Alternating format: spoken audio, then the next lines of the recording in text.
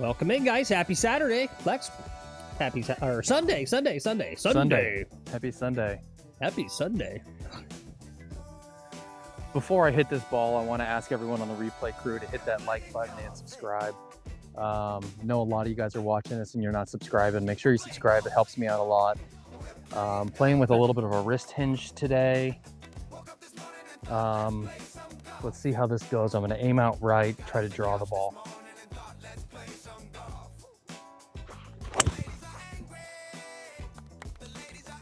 Pretty darn straight. And a ways out there. Good ball over the traps in the fairway. Over the traps. Yes. Ah, that makes me so happy.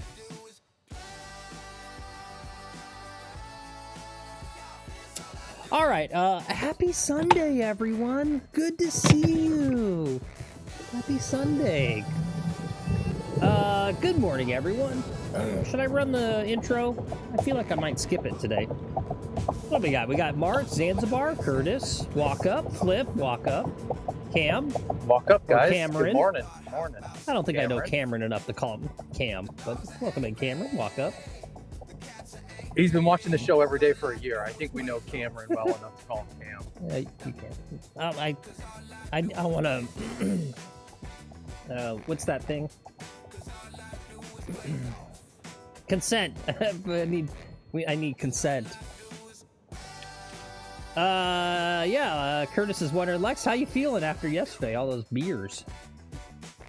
Fine. Yeah. I'm a pretty well-established alcoholic, Okay. so I recover pretty darn well. Oh, okay. There you go. I got consent. Cameron said Cam is just fine. I do go by that. All right, good. Okay. Well, We're gonna wait for this group in front of us to finish up. Okay. Because we're going for the green here at 2:15. Oh yeah, look where this. We're ball gonna take ended a up. full 4. Yeah, it's way out here.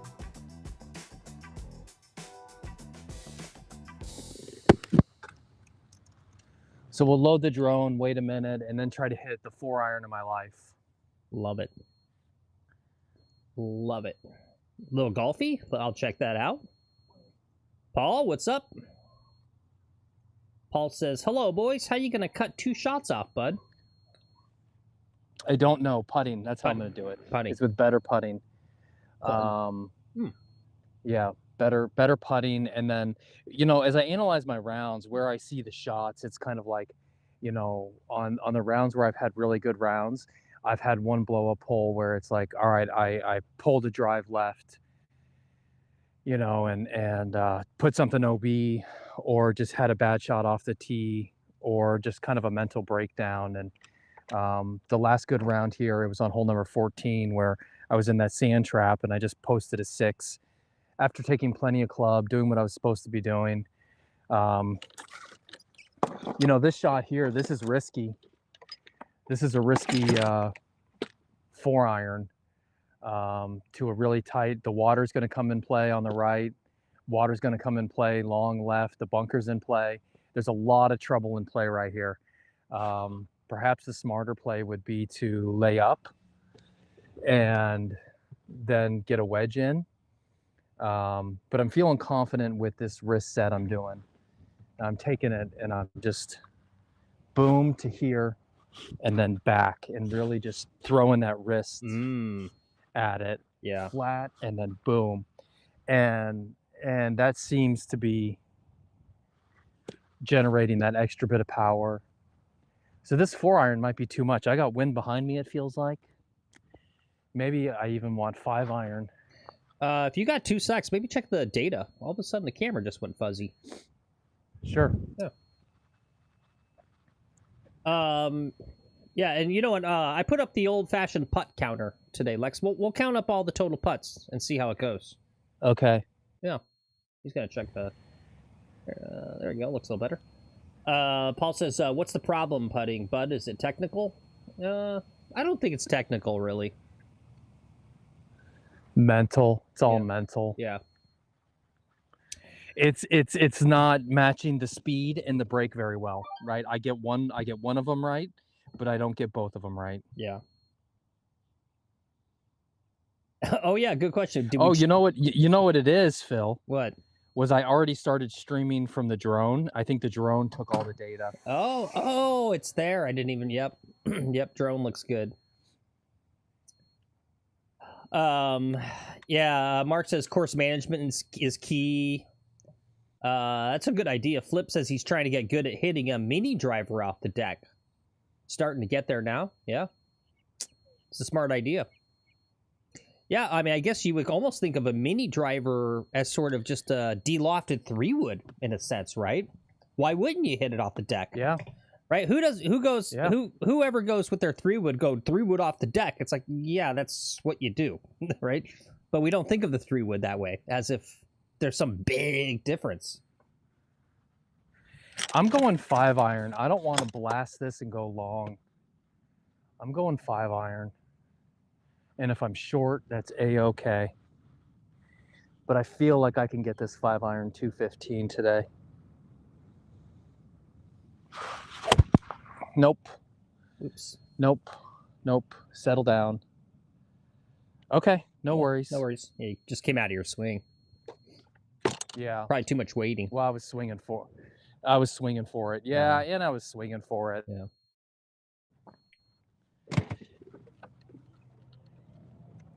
Hopefully it didn't roll all the way up to the water. Mm-hmm. It should stay short. But that ball had some speed on it.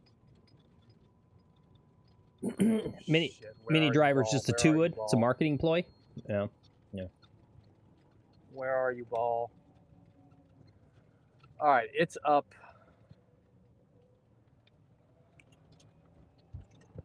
Not in great position. It's going to be a tough 4.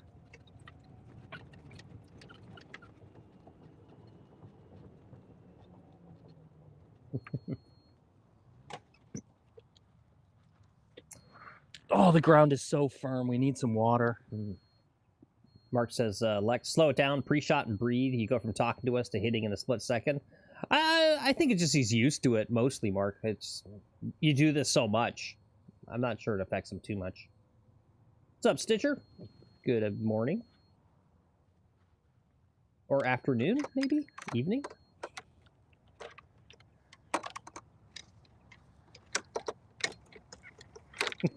What's up, Red Tees? He says, hello, my greatest and bestest friend, Phil. Oh, and everyone else, too. You got that flipped, Red Tees. Don't come in here being nice. What's up, Red Tees? You throw me off. Oh, this guy's going for this golf ball. That's not a good sign. Okay, there we go. He's going for a different golf ball.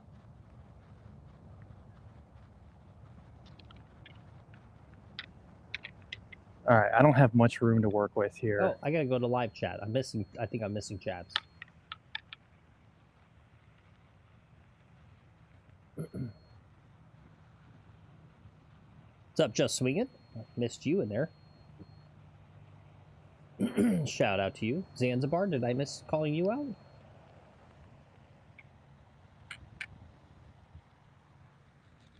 Oh, this is interesting. You didn't even hit it very well, but you still got the distance. Yeah. Wow, interesting. Glad I took that 5-iron instead of the 4. Yeah.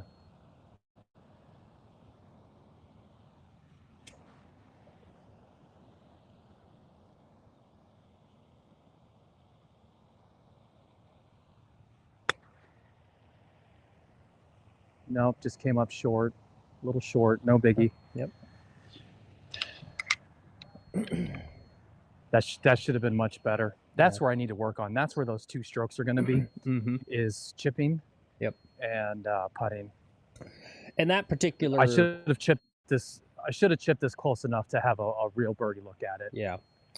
Yeah, and that's that chip that's hard for you to find good spots in your practice area at that distance. Yeah. Right, with this characteristic of this rollout, too. Right? Like your practice green's so tiny.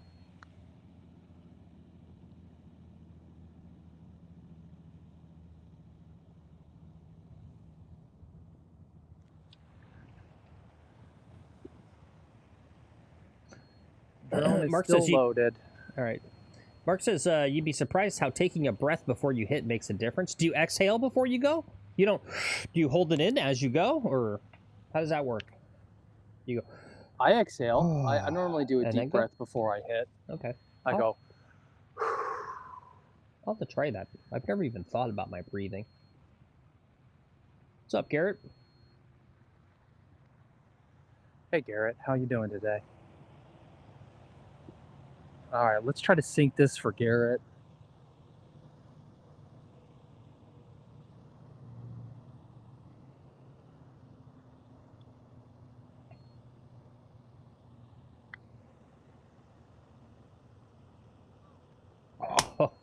Oh, hey. All right. Nice start. That was for Garrett. Right? 1, 2, 3, 4. Yeah. 3, 4. 3, 4. 3, 4. Oh, look at that. He's got fans out there, guys. Yep. Yeah, that was for you, Garrett. I said it was. So I did it for Garrett. Yeah. He says, start putting for me every time. Citrus says, let's effing go. Yeah. Great putt and great start. That's right, Cameron. Yeah. Yeah, that's what we needed to do. Curtis says, yeah. Taking a deep breath and holding it in, it makes it harder to make a chest turn. Yeah. Yeah, you gotta exhale. Get better rotation. All right. Well, hey, that's a great way to keep that putt counter down. That's only one putt. It was a great putt too. I'm really happy with going to the other side of the hole, going through a routine. You know, little golfy gets on me that I don't have a putting routine, and he's kind of right about it. So working on developing that routine and making these putts. Okay, what do I do from this tee box? I think I go driver. Why not? If you're feeling good with it, yeah, why not? I think I go driver.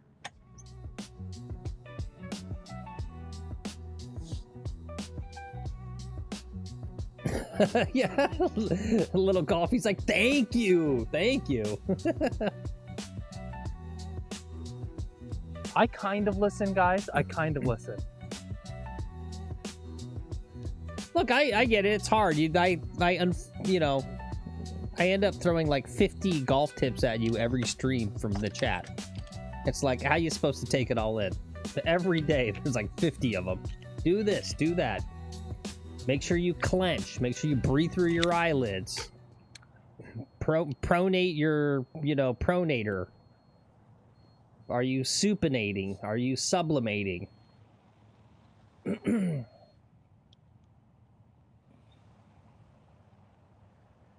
Are you using... All right, people still in the fairway. Have you tried changing your deodorant?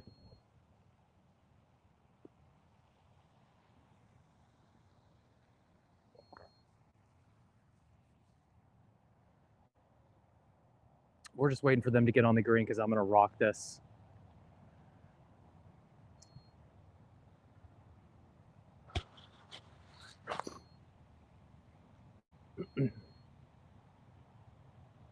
Red T says, not for me. I don't give golf tips to people better than me unless it's so obvious they would be a fool not to fix it. Yeah, that's a good normal way. I'd like to do the opposite. I go right out to the range, right? There's always one woman on the whole range of men. I go right to her. I start mansplaining. Hey, sweetheart. Let me show you something.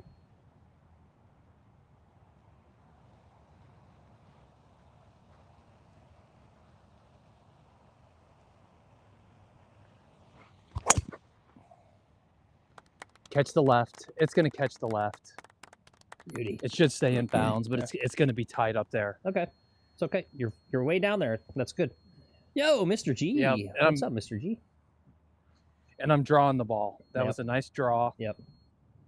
Right. Yep. Like I said, that thing is you got to trust to start it out a little more right. It's hard to accept it. Yeah. Yeah. Lex, Mr. G's here. He says the color change from the pink helped. Yeah, no pink today, Mr. G. I knew you'd show up today, Mr. G.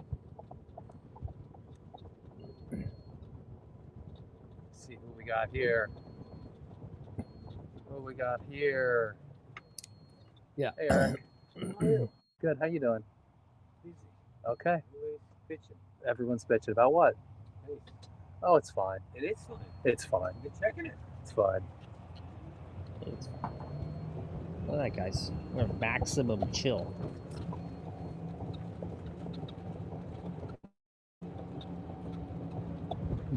He said, I don't know if you heard that. Everyone's bitching about the pace of play today. Yeah, I heard that. Yeah. I love that you ask him about what. Like, what do you think he's gonna say? I don't know. You never know. Oh, I'm in by the skin of my teeth here. All right. Okay. Great angle too. This is a great shot. Yeah. Well, risk reward. You took a risk taking driver off this tee, but oh yeah, there you go.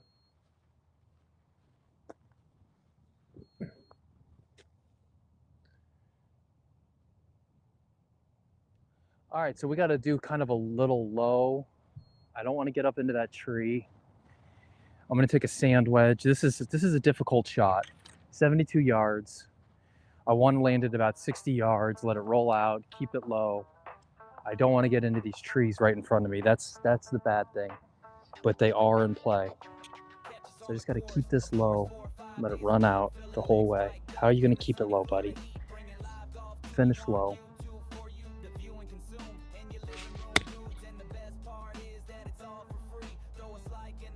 All right, that was the exact right idea. Yeah, it's on the green.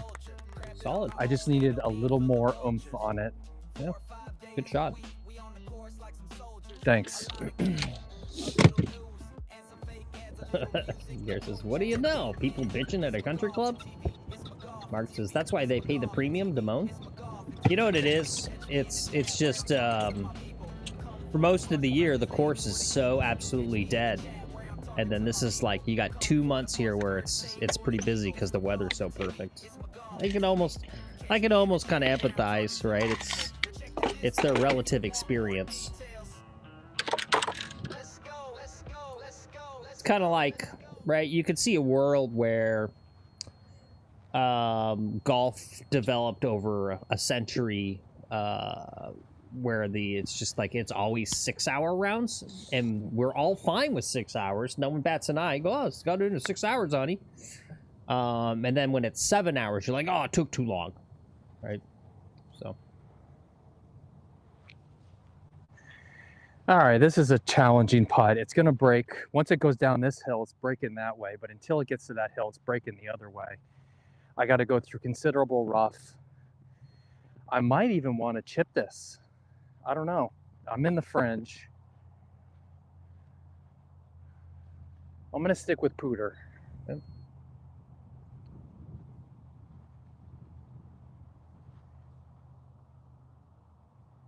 And just pick a good line. Pick a good line.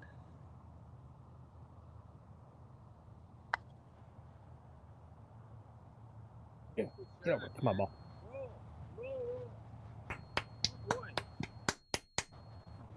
No, not too bad. Oh, hey, look at this cool guy. Everyone who's complained has been. I'm just gonna mute, guys.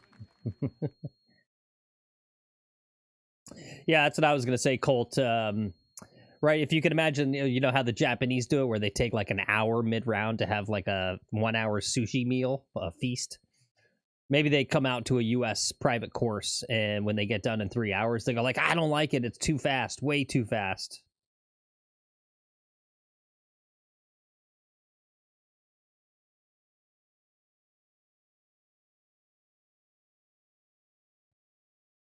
Dang, a tournament too, Curtis, huh? You and a buddy quit a tournament for half-hour wait times at every tee? By hole 5, you left? Yeah, that's pretty... I mean, half-hour wait times every tee? That's rough. Must have been some tournament. You're going to go, nope, it wasn't. Oh, look at this guy's reading the putt. Little out left, about half a... Inside left. Yeah. Or on the edge left. It's going to break right at the hole right. Just not too much speed. Whoosh. All right. Well done. Whoosh. Thanks, Eric. Fun stuff. I'm going to get myself some water here before I continue. Huh? From here. From here. Yeah, I haven't seen you in a while, but... What was up in New York for about 2.5 months. Okay. This summer, I'm lucky enough to get away. Nice. And it was so slow here. Yeah. With all due respect, because a lot of people go north. Yeah. That they let me take the time. And took the time off. No, it's from here. That's cool. All right, have a good one. Thanks, man. I'm gonna go get some water. What a nice guy. No, I know it wasn't as easy as you might think. That was a tough one. I know. Thanks, man. That's what you want out of your marshal. He comes up, he's like, hey, you're like, oh, I'm in trouble. He goes, hey, no, I just came to help you. I'm not here to yell at you. I'm going to help you read the putt. Make sure you get that par. What a boss. Not much. How you doing? Look at this. More people. It's like Lex is a celebrity today. Huh? In Vero Beach at his computer, actually. That's where the director is. Don't dox me.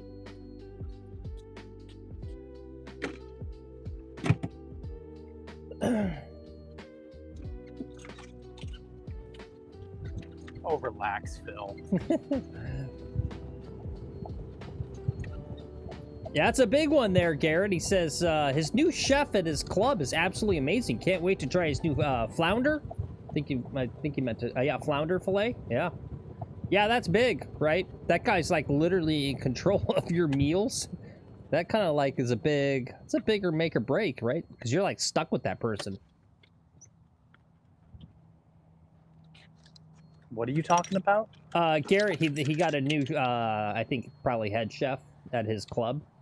A new chef, yeah. Yeah, Okay, that's always exciting. It's a mixed bag, though. Yeah. You know, like we got a new head chef, and the guy loves seafood, and he's I don't know, you know, he's African American. I'm not gonna say that he's black, but he's from like an island, and so he loves cooking like just fish and scallops and like all this stuff that I don't eat.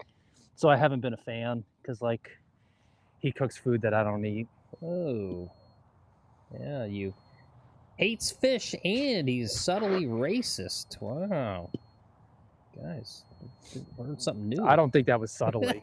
I don't think that was subtly. Yeah, that's a you problem, dude. Having a good head chef that is good at cooking fish, that's your fault. You don't appreciate that. It is. All I want is some nachos, man. That's all I want. It's just some nachos. It ain't hard. All right. 3-wood into the fairway. We're doing the wrist set. Playing a Pro V. This should get close.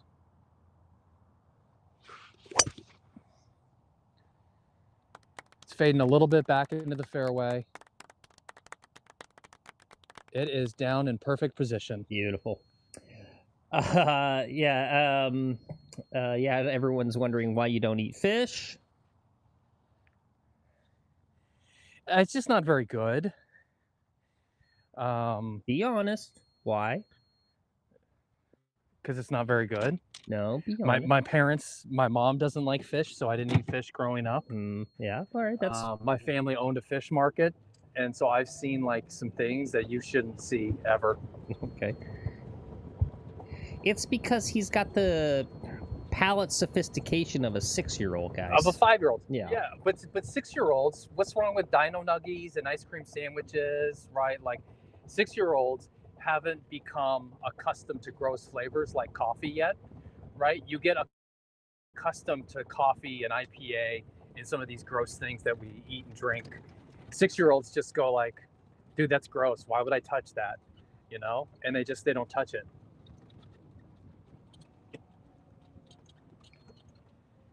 What's All up, right, Brandon? we're gonna load the drone for this. What's up, Brandon Van Bellinger? Good to see you. Oh, hey, Brandon.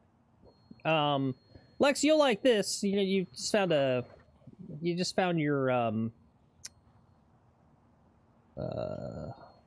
what's that when it's non-romantic, but you found like your person.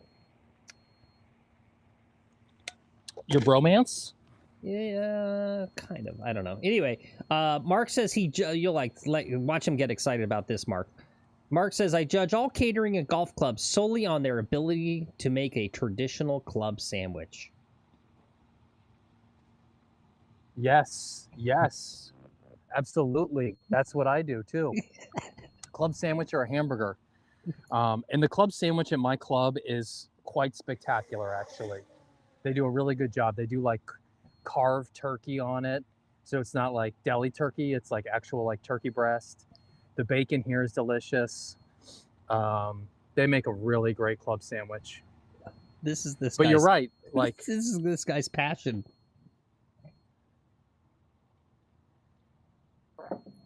no, it's big.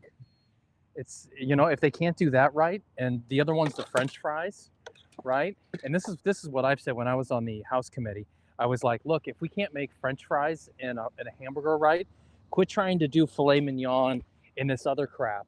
You know, learn how to make a hamburger properly, There you and go. then you can talk to me about a filet mignon.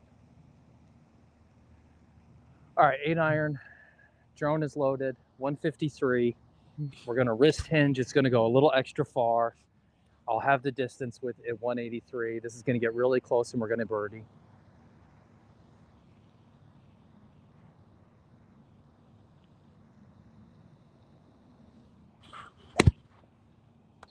Oh yeah, just like that.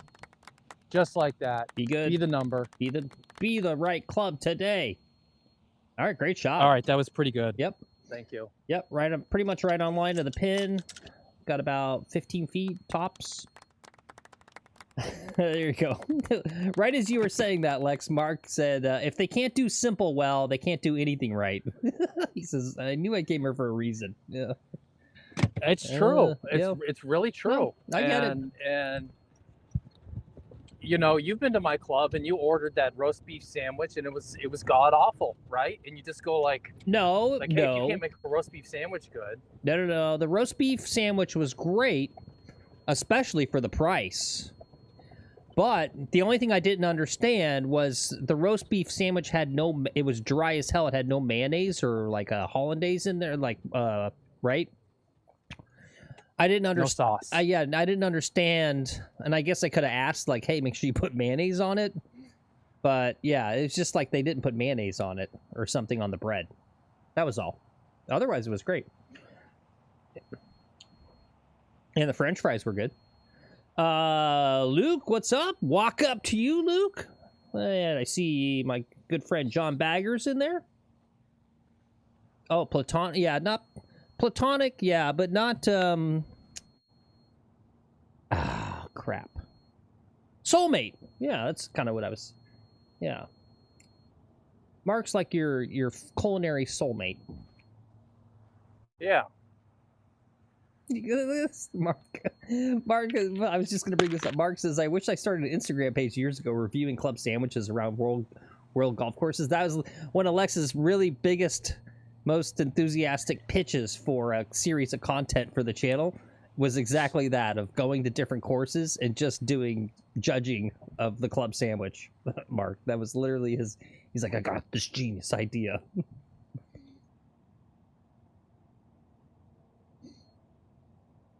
Actually, good point, Colt.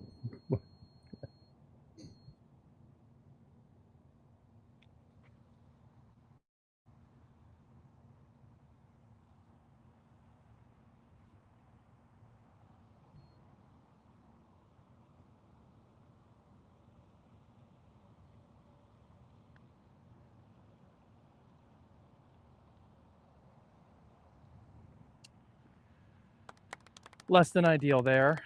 Okay.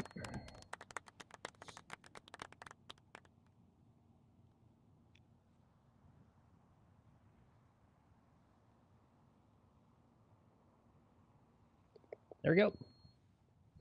All right. Okay, I'll take a par on one of the harder holes. Yeah. Totally fine. Yeah. Colt says, they knew you were Lex's brother, so they just figured you wanted your food like a child also, Phil. Plain and dry. Yeah. I ordered a fancy roast beef sandwich, and they still brought out buttered noodles. They go, you're Alexis' brother. Yes, we bring the butter noodles. We love Alex. He's like a little boy to us.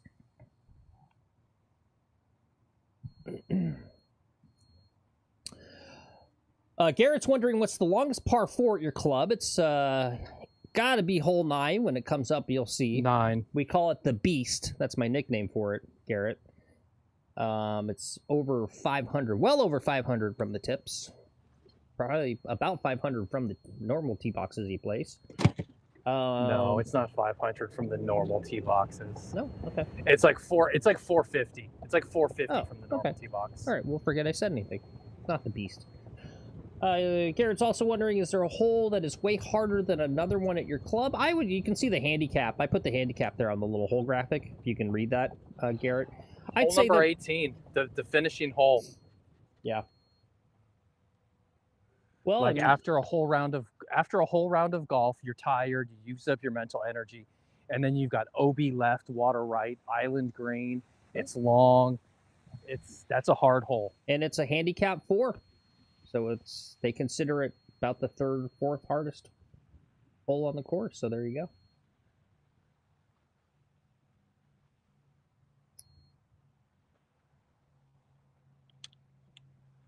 What's this wind doing?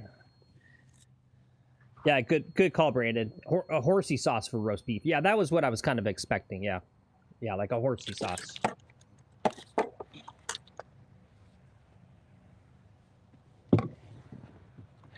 All right, we'll see what the play is here. I've got 133 yards, pins in the back. I've got wind into me. I'm thinking 9-iron. Okay. With this wrist hinge, I'm going to get a little extra power. There's some folks on the green right now. Okay.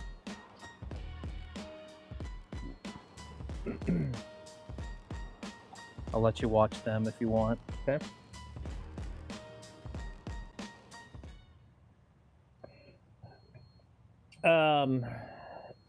Yeah, it's part of the branding and kind of the lore of the channel. Curtis says, how often are you changing grips on your clubs? Your glove is black. I told him to lean into it. I'll even pull back the curtain. I told Lex, like, what's his character? Like, how do you describe Lex in, like, kind of a simple one sentence? Like, if you're like, hey, I saw this golf YouTuber. It's like, oh, what's his deal, right? Like, you want a good identifiable kind of character. And so, like, my thing I told Lex was, like, you got to lean into this thing about, like, it's not true. Like, go take lessons and get super serial about your golf and technical. But, you know, when you interact with people, you got to do the, like, I don't know anything. Everything is just pure instinct. I've never taken a lesson. I don't even know what clubs are. I don't change grips. I don't do any of that stuff. I'm like a caveman. But I'm somehow amazing. That's not far from the truth. Right? Yeah. All right, I'm going 8-iron. This wind is significant.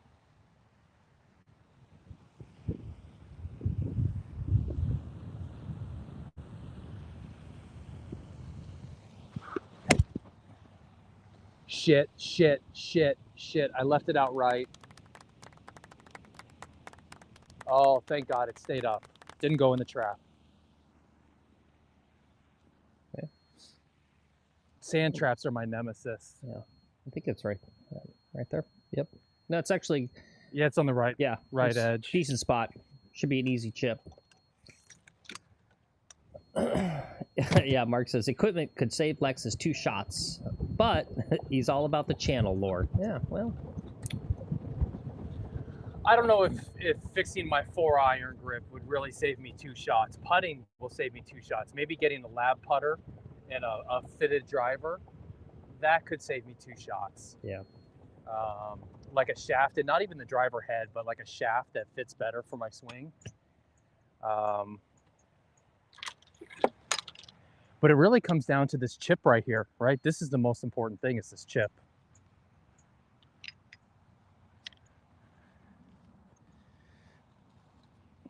Kind of a tough angle here to film at.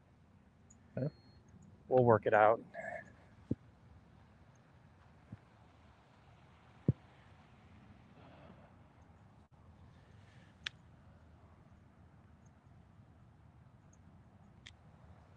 Okay, I see it. Can I do it?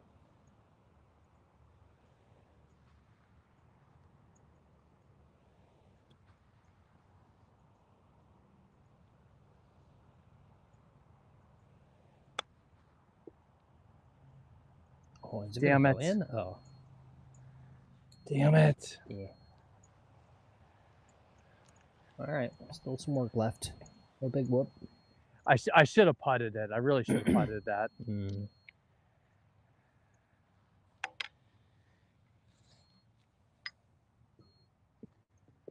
All right, lots of work left.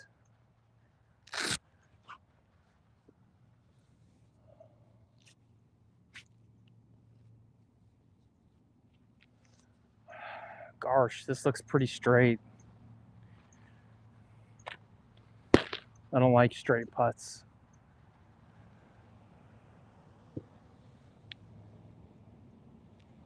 Not one bit.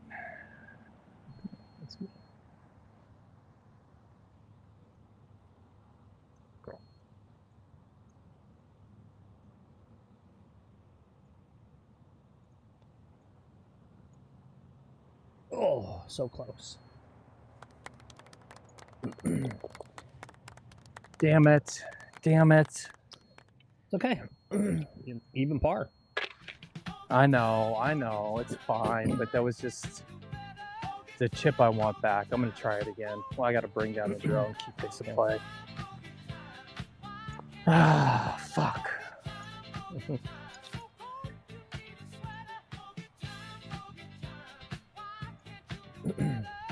Am I self-employed? Kind of. I'm like a golf slave. I'm a slave to this guy.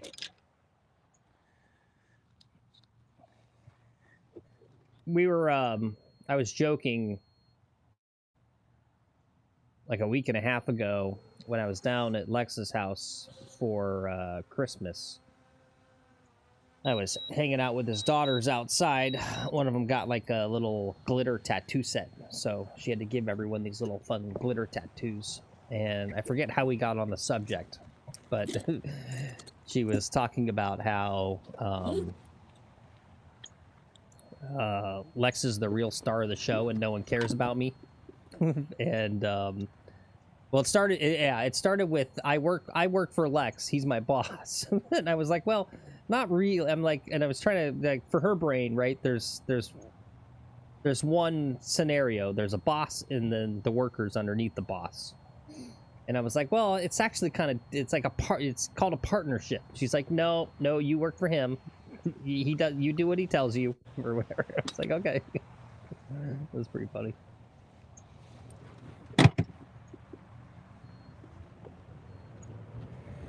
I think I'm going driver today on this hole, Phil. Oh, okay. Yeah. I've got a little bit of wind behind me.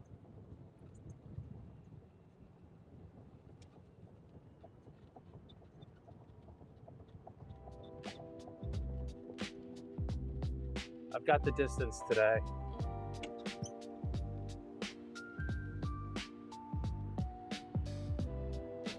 Oh, I don't think I got those putts right.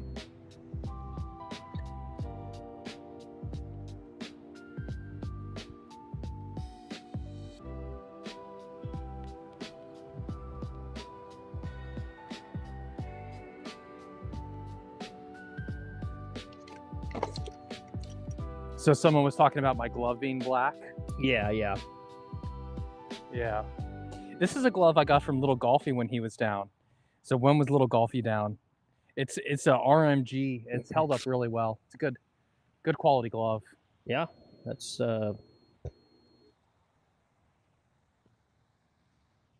solid month plus.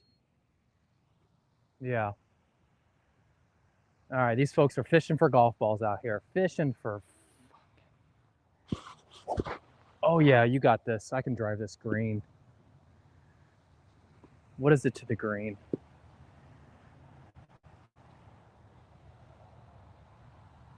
Yeah, it's only 320 to the pin. Oh yeah, it's goat leather. Yeah, it's cool. Made of goat for goats. Yeah.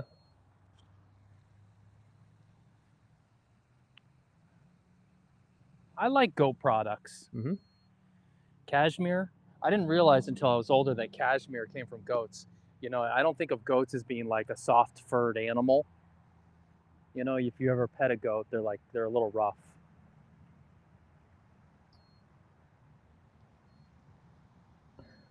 Their meat's good too.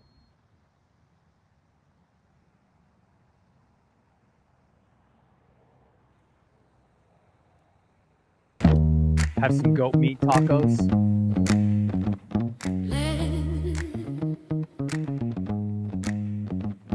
All right, I gotta wait for these folks to get on the green because I'm trying to put it on the green.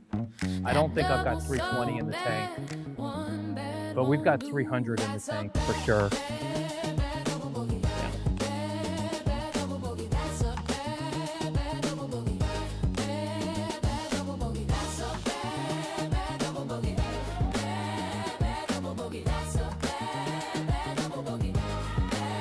Mr. and Mrs. Haver Camp in front of me.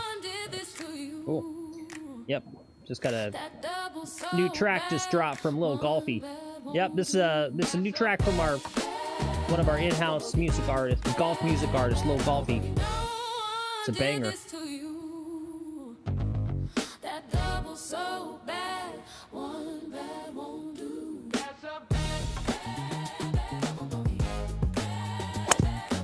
Make it, make it, make it, make it, make it, make it, make it, make it. We are in the fairway. Yes. All right. That makes this hole nice and short. Yeah.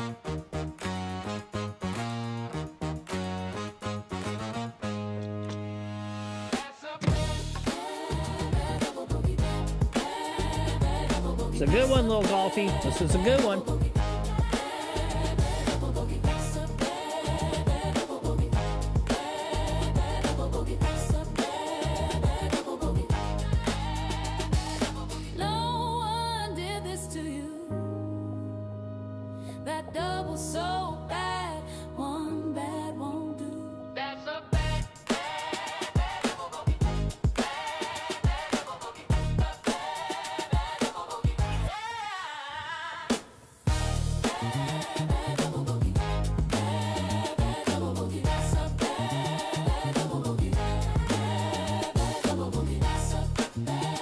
Oh, I should have taken dead aim. I'm getting high over here.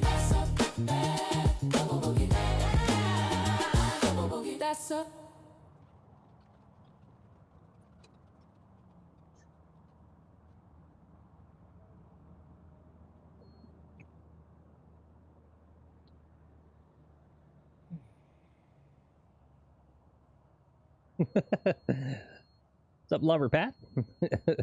Colt says, I had no idea Lil Golfy was a music producer among his many talents. Yeah. Yeah. Earworm delivered. Yeah, yeah. Yeah. Yep.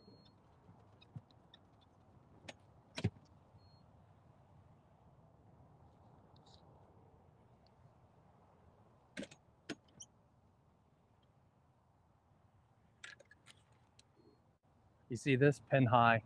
If I was a little more right, I would have hit these people.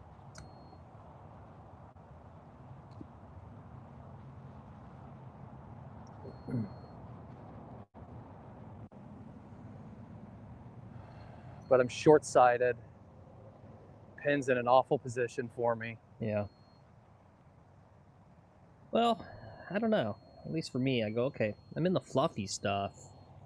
It's like kind of go time with a firm lob wedge and go ahead and get it high. Yep.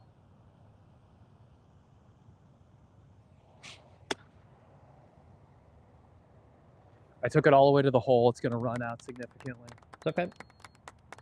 Yep, it's fine. Yep. That's the way to do it.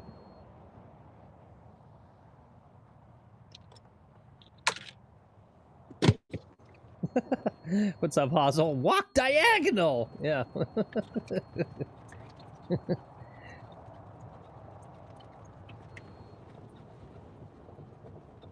There you go, Just Swing. It says, get high. I'm in the right place. Yeah. Yep. That's why we start these streams a little later into the afternoon so we don't get in trouble with Golf Sidekick. Right? We're just like, yep, we're going to go ahead and take driver off every hole. We're gonna go high to get the girls that are super fly. We don't go low because we're not Poe.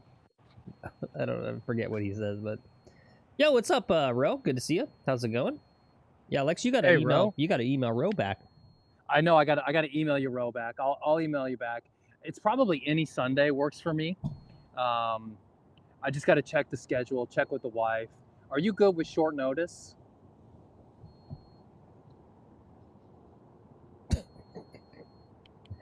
How's he supposed to answer that? No, I'm not good with short notice.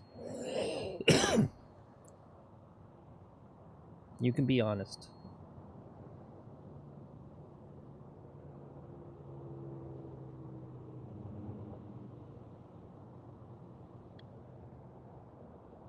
Gonna get a birdie here. Oh shoot! Close. Oh, stop me! See, that's what I'm talking about. That's one of these pin placements where I go, I don't know, guys. You see how that curved away? Yep. Easy 4. I almost had it. It was a great putt. Yep, that was a good putt.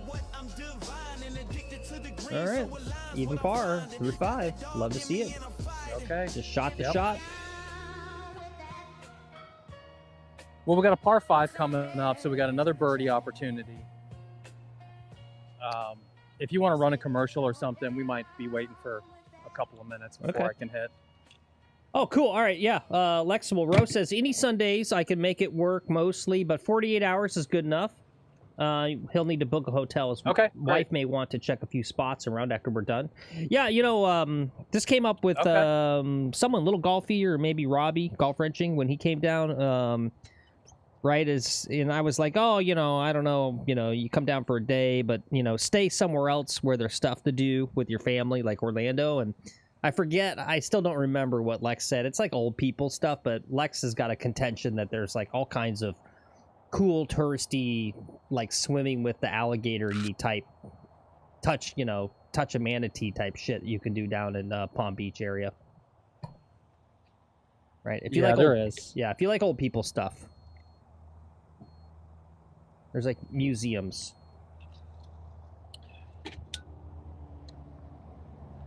And touching manatee dong. Yep. Yep. I wonder how those animals mate. They're so large. I wonder if they have to mate face to face.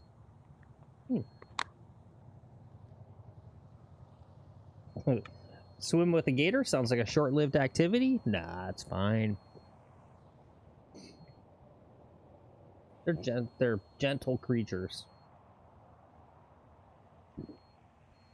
Yeah, so we had 320 in the tank there on that last hole. Yeah. I just needed to be a little bit more aggressive on the line. Yeah. Oh, okay, yeah. Rose says he's only 3 hours away, but he's never been to Palm Beach before. Yeah, that's a good time. Okay. You know, actually, what you should do, this is what I would do. I don't know how this would work out. Is come down and play golf with Lex and then try to work it so that you also can go do TGL, right? Because that's literally right down the street. It's like 5 minutes away. I don't know. Scheduling wise, I think that'd be hard to do, but because I don't know when they play them. I think it's like weekdays, but I gotta figure. For TGL they're $400 tickets, dude. Are they still? When was the last time you checked? I don't know. I had a buddy who posted it on Facebook who went there. Okay. And he was like, I don't know about $400 for an hour and a half of watching sim golf. Yeah. Was his comment. How recent was that? Last week. Oh, okay. All right. Well, here, let me back GL tickets. I mean, before it was so popular you couldn't get tickets, but now I'm figuring now that it's really cooled off, it's got to be easier. All right, here we go. Big drive time. Big driver energy.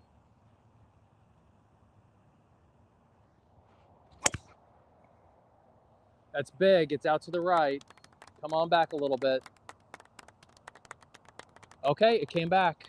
All right, great. Yeah, love it. Yeah, see that ball flight, right? Like it throws me. Someone else noticed this and was telling me it throws me off when Will's on the channel because of the difference between you guys two typical ball flights, and we see his ball flight and it's like, holy crap, that's going out way out right.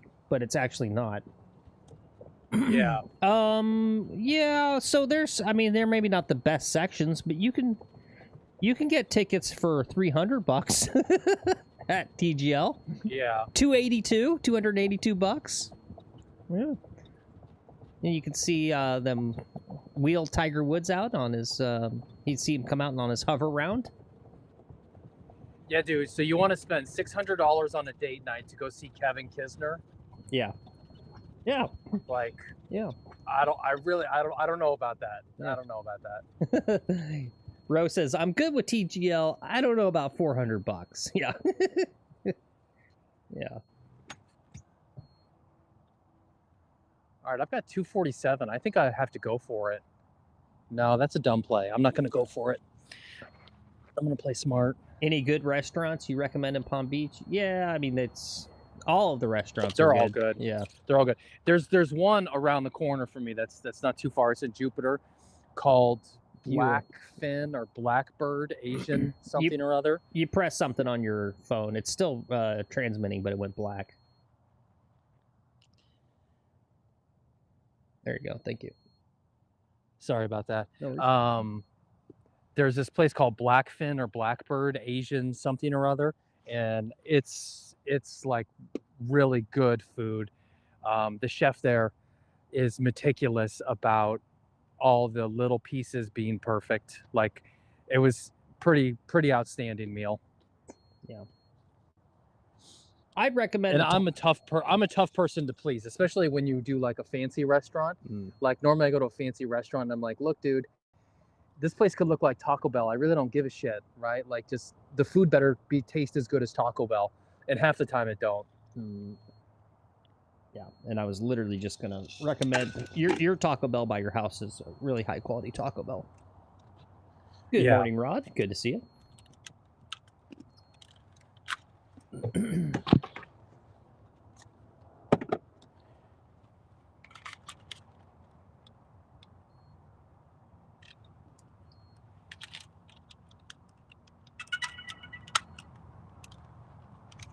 Yeah, see, I love this, right? Like, that ball flight, the way that started, and here you are, like, nice down the fairway, right in the middle of the fairway. This feels good. Yeah. Well, it comes down to the second shot always, right? Can I get this 3-wood on the green where it needs to be? There's your answer, Mark. Sounds like he's going for it. Why not, too? I'm going to try to go for the left-hand side of the green. When I get the drone loaded, Yeah. you'll see. Maybe I'll go ahead and load it now while these people are dicking around. As far as danger goes around greens for par 5s, this one's, I think, probably the mildest. I think, you know, out of the 4 par 5s, this one's probably the best to do the risk reward and, you know, whack it up there and you know. All right, I've got a good zoom on the green here to show you what I'm going to do. The pin's on the right. Yeah. And right where these people standing is about where I want to try to run something up there. And then just go for the 2-putt. That pin placement, even if I lay up with that pin placement, the chances of getting it on in 3 are just brutal, right? Yeah, and look at the color change there for that, where that slope is right behind the cup. Yeah. Yeah. Yeah. No, it's brutal. That's a brutal pin placement. Yeah. Yeah. What's the carry to the left edge there, you think? 2 and some change. Okay. 230. 230. Okay. Yeah. So I've got 230 in the 3-wood. Yeah. We should be able to knock it that far.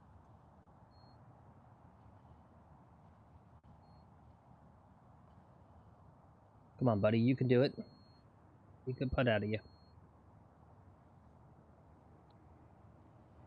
You guys got a bit of a, like, Ben Hogan look or something. It is Ben Hogan. Oh, it is Ben Hogan. Cool. Yeah.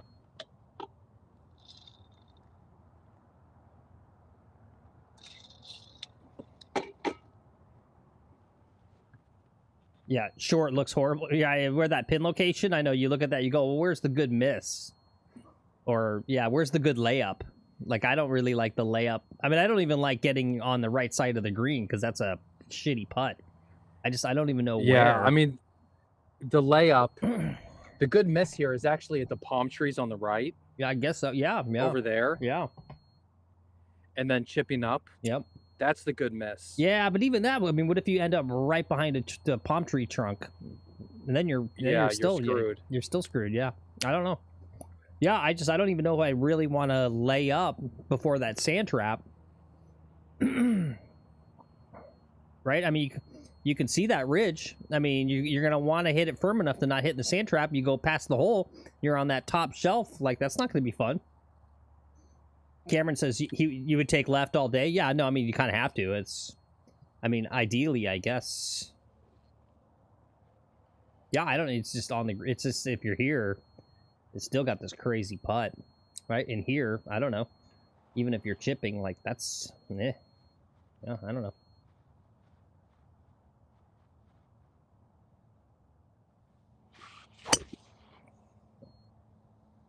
Oh, I took it a little too far left.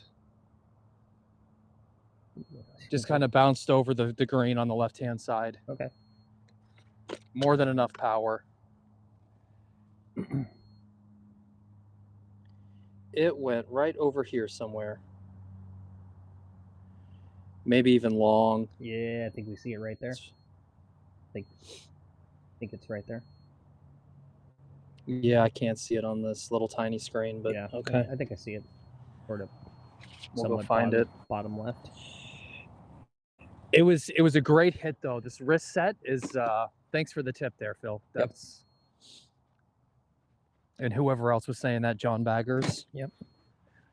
Actually, that was all me on that one. I was literally watching.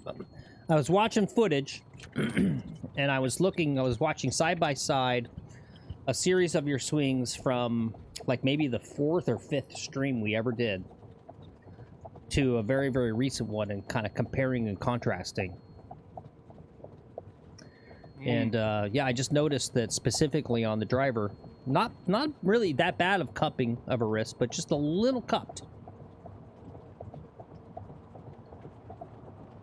Oh yeah, this isn't bad. This is a good leave right here. Yeah, honestly, it's good. It's kind of, yeah, it's a good spot. This is a good leave. Yeah, Mark says you could argue with a wedge. It's slope behind the ball, or behind the cup. Great for stopping it. Yeah.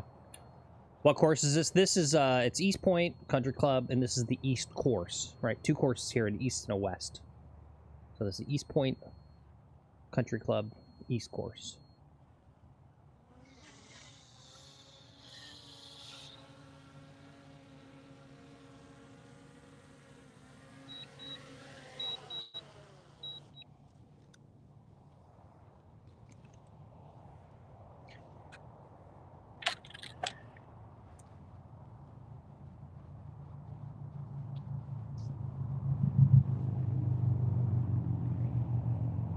All right, I think I got to land it on the hill.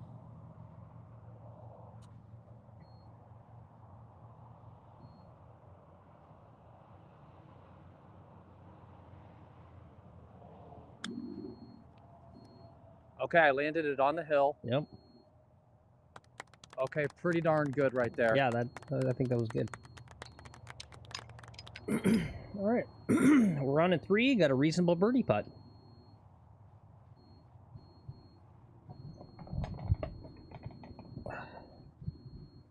Oh yeah, that's great. From there, that's not bad at all. It's below the hole. Yeah, that's a pro level chip.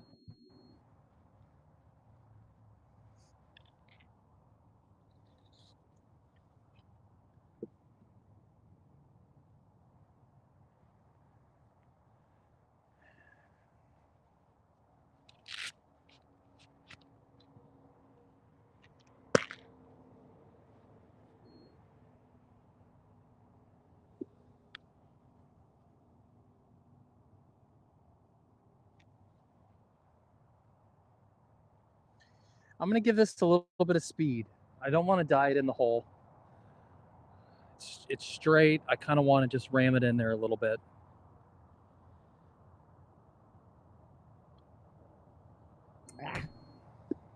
It's okay. It was a good idea. You had the right idea. Thanks, Phil.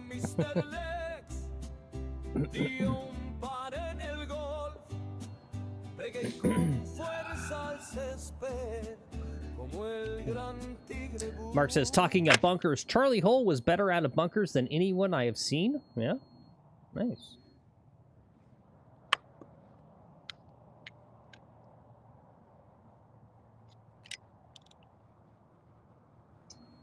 Yeah, I can't wait to get her on the channel. Yeah, it's because she's from Britain. It's a fun geological. It's a whole. The island of Britain is just one big pile of sand. So they get lots of practice with sand out there.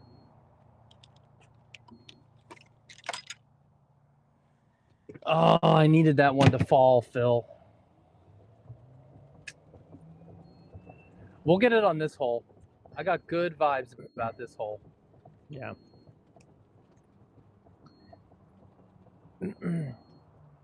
Yeah, good point. Cameron says, we haven't seen 3-putt MacGuffin in a while. You kind of miss him. Yeah. I don't. Oh, yeah, tell her free cigarettes. Yeah, yeah. Well, if you notice in that video, she was... I think she's doing what I'm doing to not smoke. She was chewing gum. You guys notice that in that video she did with Jason Day? She a little gum. I think it's nicotine gum. Just a little just a little theory I have.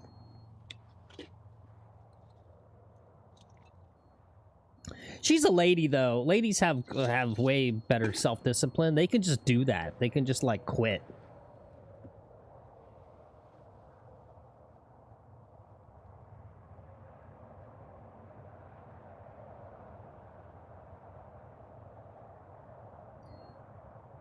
Does the nicotine gum actually help? Oh, yeah, yeah. Oh, yeah. Oh, yeah.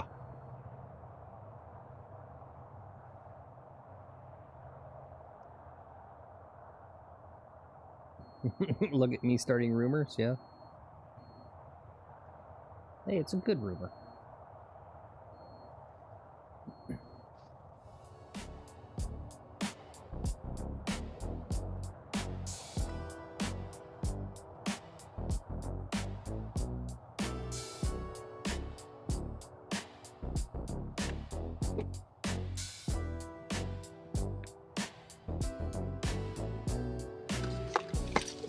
That'd be actually fun to have Charlie Hull as a collab. just like, she's like, oh, you need your money, oh, and you're like, yeah, okay, sure. And she's like, that was a question. And you're like, oh, could you say it 4 more times so I can decipher? I could barely understand what she was saying in that video.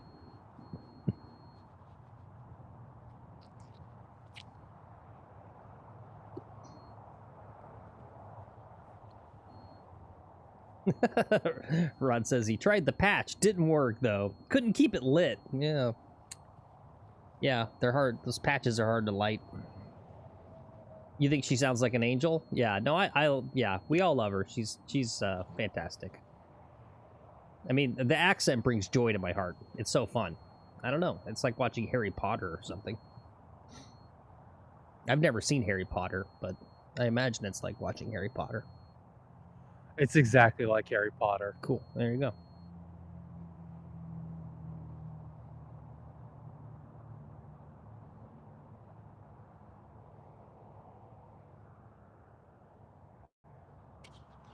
We're just waiting for these people to hit their second or third shot so I can hit my drive.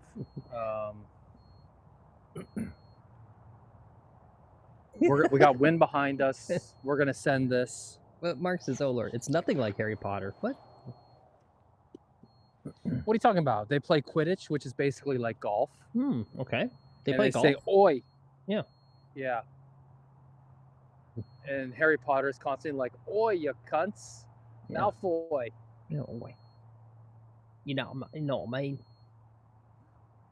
mean? Don't lie like you do. You watch Harry Potter? I've watched the first, like, I got up to the Jewish banker scene. And I was so amazed at the Jewish banker scene. I immediately paused it and called a friend of mine to talk about it, and then I just never got back to watching the rest of the movie because I couldn't believe what I was watching.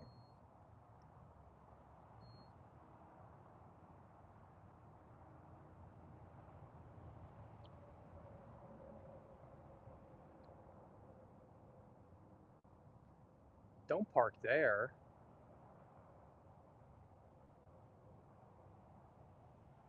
Don't park there.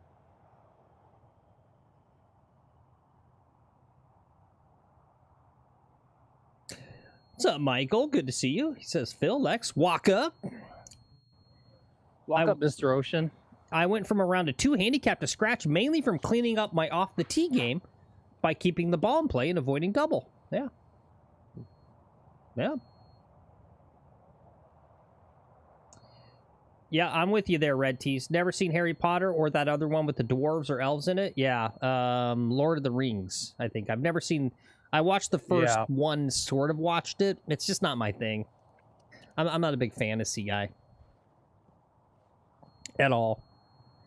I don't really... It's witches and wizards and warlocks and stuff. Same thing, Game of Thrones. I don't know. I know you guys are gonna yell at me like, Game of Thrones, it's not just about dragons, because I don't know. I'm just not gonna watch a show about dragons. I don't know.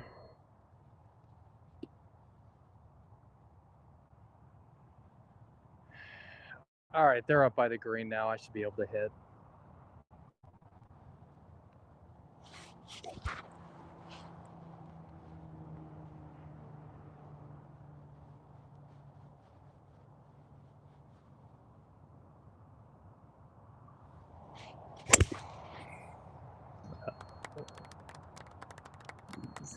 Okay, that is mighty fine. Oh, okay, great. Fantastic.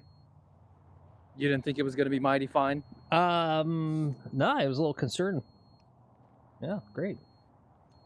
Why, did I go over the top or something? No. It's where the ball started out. But that's great. Oh, out to the right? Yeah. Just kind of, yeah. Yeah, Curtis says 150-yard dunk would sure look nice today. Yeah, well, he's going to try his best. It's his favorite thing to do. I'm going to try.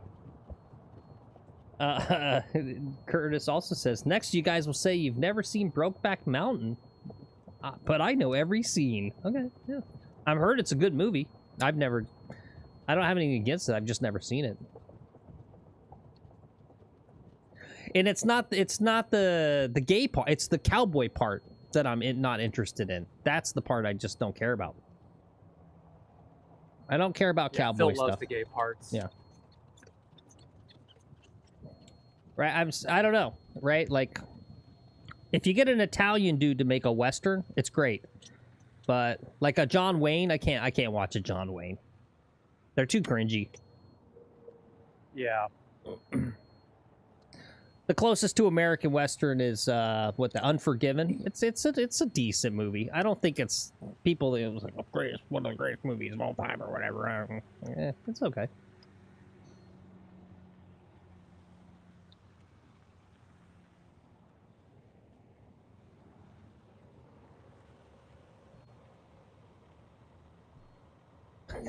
Red T says, whoa. You don't love Clint Eastwood cowboy movies, you should be forced out of the U.S. Yeah, no, I like Unforgiven. It was, I think, free on YouTube. I rewatched it a couple months ago. It's pretty good. Yeah, obviously all the Sergio Leone are fantastic. All right, another impossible pin placement. So if you roll the ball back, if you put spin on it, there's no way to land this. Yeah. It's so close to the fringe. But that's what we're going to try to do, is land it just behind and have it spin back into the hole.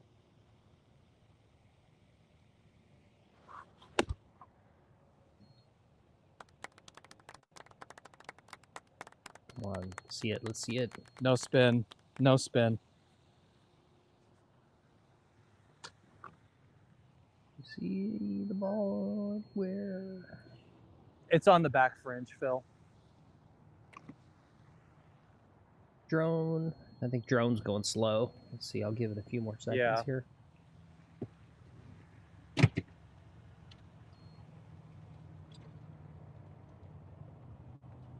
I don't know. Tombstone is better. Which one is the Tombstone?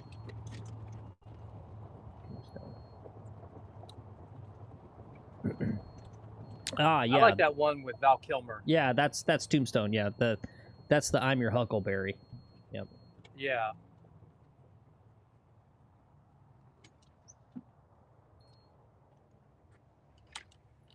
Young Guns 2. What about Young Guns 2, Phil?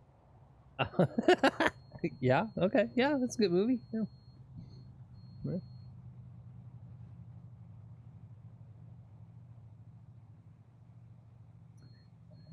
What's up, Barry? What's up, Jonathan? Yeah, the problem with westerns, there's only like 3 or 4 things all of them are about. Yeah, sort of. Yeah. That's it. I didn't know that. I didn't even know Clint Eastwood had a son, Curtis. You want to see Clint Eastwood's son do prequels to Clint's movies? They look the same. Yeah.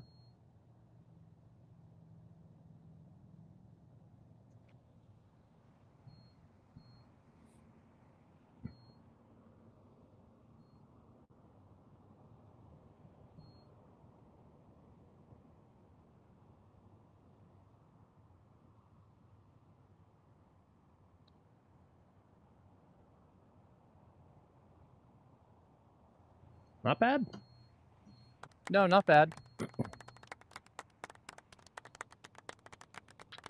In for a 4. Yeah, great. Yep. Keeping that putt counter down low. That's good.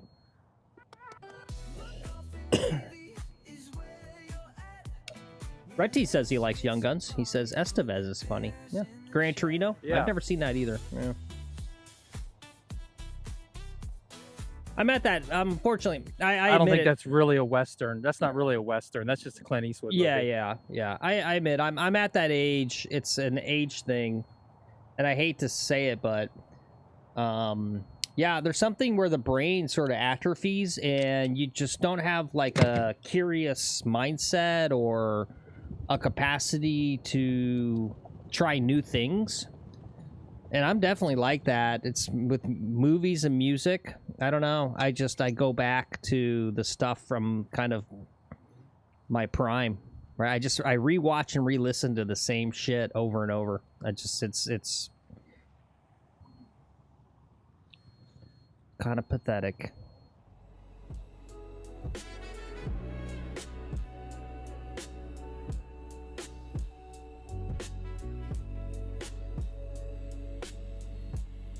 I think I've got wind into at 150 yards. Yeah, wind into. This is going to be a 7-iron.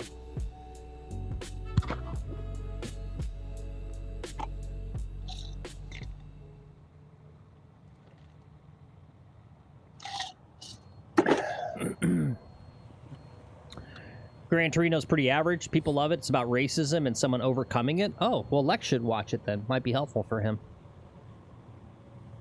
Whatever, Phil. You guys ever seen that?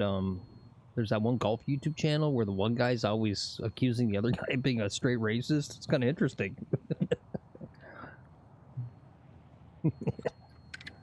Yeah. Why do you think Lex only plays from the white tees? Racist.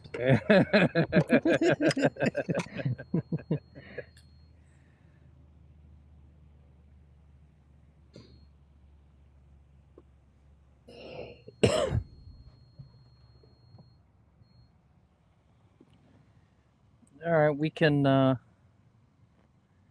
watch these people in front of us try to putt out here. Mm-hmm.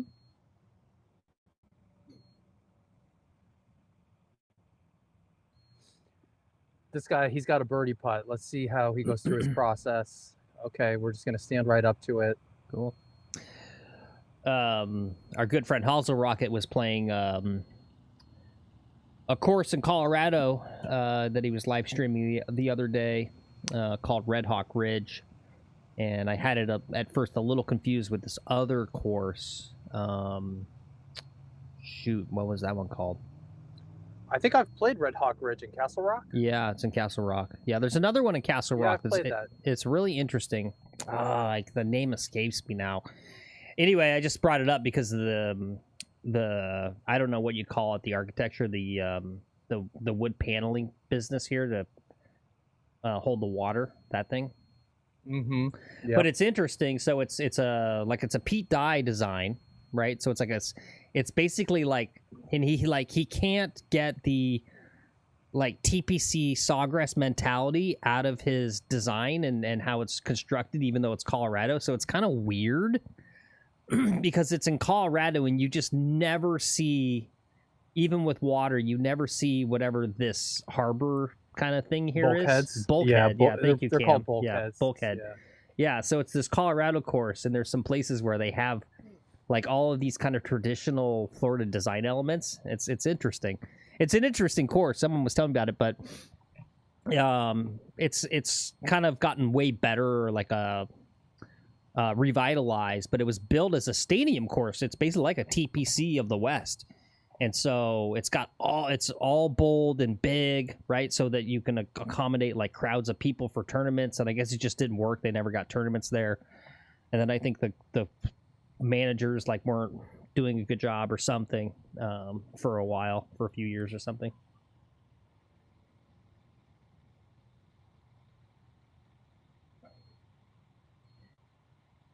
I play the Red Tee says we had a Pete Dye design near here, Waterwood National, but it closed 12 or so years ago. That's interesting. It's kind of still there, but the people living there just mow it on their own. Interesting.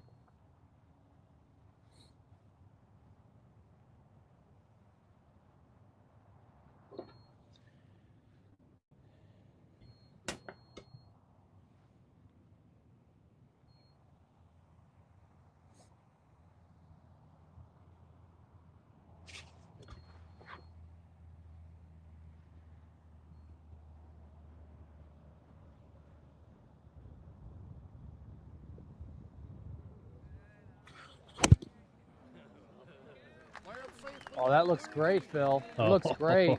Be enough. Be enough. Getting up their ball. Oh, yep. Okay. All right. Slightly short. Right on target, though. Yeah, right on target. Yeah. Good shot for the drone.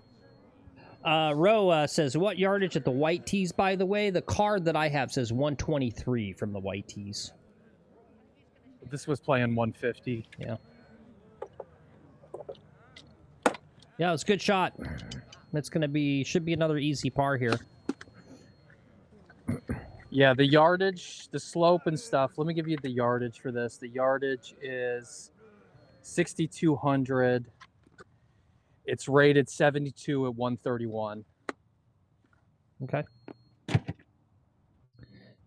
A lot of the reason I play these is because it's rated 72 as well, right? Yep. And so in terms of like measuring me versus par, I feel, and maybe I'm incorrect about this, but when I play from the back tees and I'm playing the course that's rated at 75 and a half, I don't get that credit for like, oh, this guy just shot like 2 over when I shoot a 78. The audience, I don't think, looks at it like, oh, this guy shot 2 over with a 78. Yep. You know, versus shooting a 74 from these tees. So, and I no longer have that like, oh, I got to play the tips, right? Mm-hmm. Like I don't care about the distance. I don't need to show off and like play tippies or whatever. I don't know. I used to when I was younger, even just a couple of years ago. It was like, oh, we should be playing tips. But until I can regularly shoot par from this tee box, there's no point. Mm-hmm.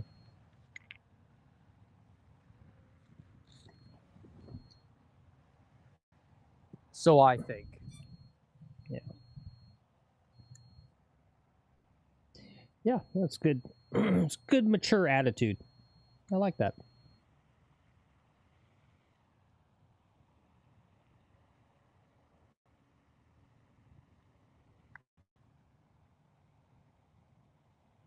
Will it come Gotta back? hit it harder. Will it come Damn back? it. Damn it. I should have taken more time on that putt. Yep. My little golfer's all grown up.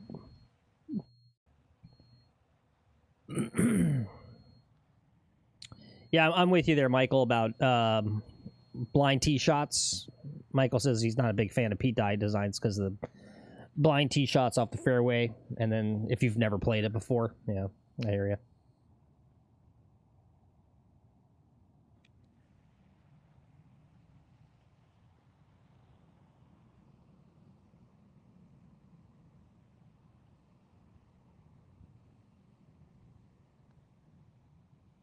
Too much on the high side. Fuck. Fuck.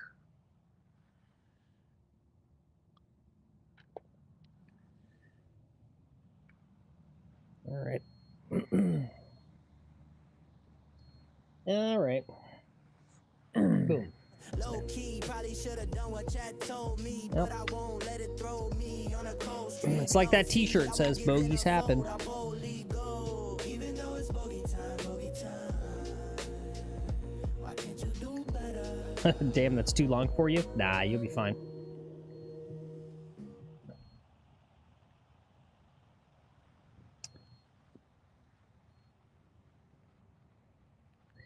My little tip for a right, like this is how I do this, at least now, Ro, is here, let me show you the big flyover on this hole. So you're on the tee box there, and basically what I do is I go ahead and purposely kind of like overcook, snap hook over to the far left there. See that nice area there in front of that sand trap and around that sand trap, that whole left side? I just go for that left side. Oops.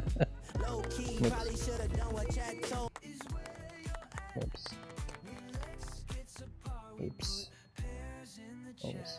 Oh, crap. Get out there. Stop.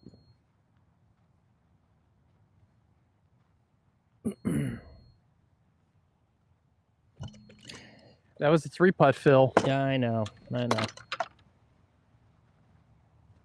Oh, nice. Rose says he just started playing a little over a year ago. I didn't know you're new. That's cool. That's awesome. You just moved to 6,000 yards. You're still struggling. Yeah. You'll get there, though. Exactly, Ratish. Just aim at the bunker. You won't hit it anyway. Yeah, maybe you'll be on the green. Yeah, exactly. Yep.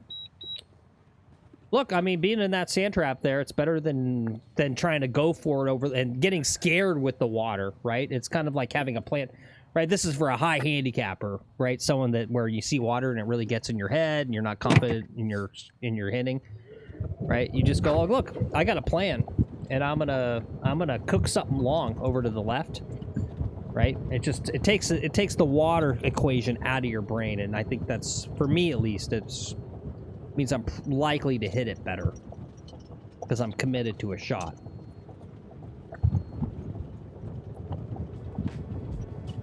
All right, anyway, here we are. This is the longest par 4 on the course. Hole number 9, aka the Beast.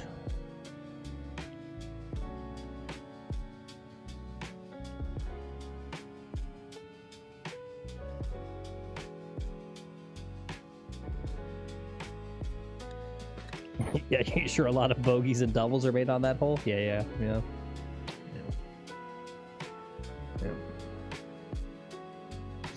Yeah, there's probably a couple grand in Pro V1s in that little lake there. At least. Mark's asking, does Lex use a spike or a tripod for the camera? It's a spike. Great question. Yeah. Oops. Yeah, so that's why earlier today I was complaining about how firm the ground is, because it's been kind of a pain in the butt to spike it today.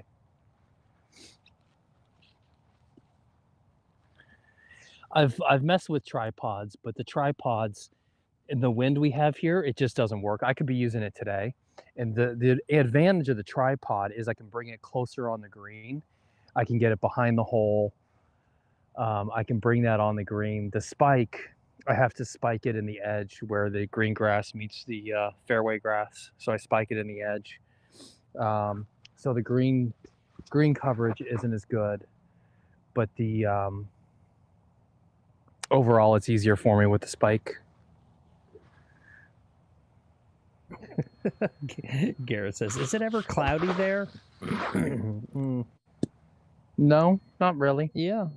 well, it's coming up. And we're gonna get our season here where it gets hard to stream because of the stupid lightning.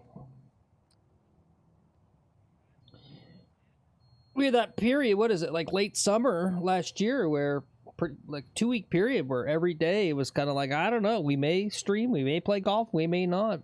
Just sitting around in a golf cart with the stupid lightning horn constantly going off.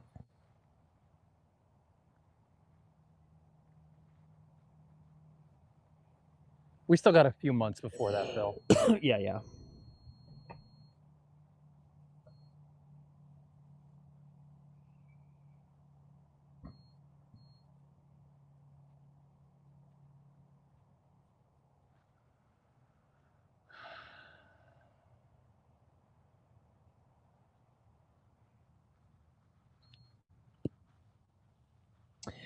Well, while we're waiting, here's my talking point for the day. See how this fits you guys. Tell me if this seems crazy, good idea, bad idea. So, yo, what's up, Horace? Good to see you. Good morning to you. How's the weather in Arizona? He says, anyone watching the Big Break reruns on Golf Channel with me? Yeah, sounds fun. So I've been going off this thing. Well, the top line is I'm kind of almost exclusively right now, when I'm practicing at my net, practicing long irons and teed up. But specifically that last par 3, right? Like, what am I going to have to take there to be absolutely safe? 5-iron. Yeah, like 5-iron. Teed up 5-iron, right? And and so this is kind of what I'm practicing, just always having something like 5 and above. And right, because I've been going off this thing where, and I know I should have it wrong, but this thing about like, well, practice, the reasonable and get reasonable with, and that's going to be your higher lofted irons. Are you going to hit? Yeah, just about. Okay. You can keep talking. Okay. Mark says, bad idea. I haven't even heard it yet, but it's you. Yeah. Okay. So, right, and I have this thing like don't worry, don't practice the long irons, because when you're going to go to the course, you're going to have course management where you avoid them. Right? Right? Like as a high handicapper or a beginner, like you want to avoid, don't even try to be hitting like 3 irons or whatever. And then I've kind of found through experience, it's just impossible. It just kind of, right? It's just like I'm going to completely disaster tee shots and be like 40 yards out and still have like 280 in.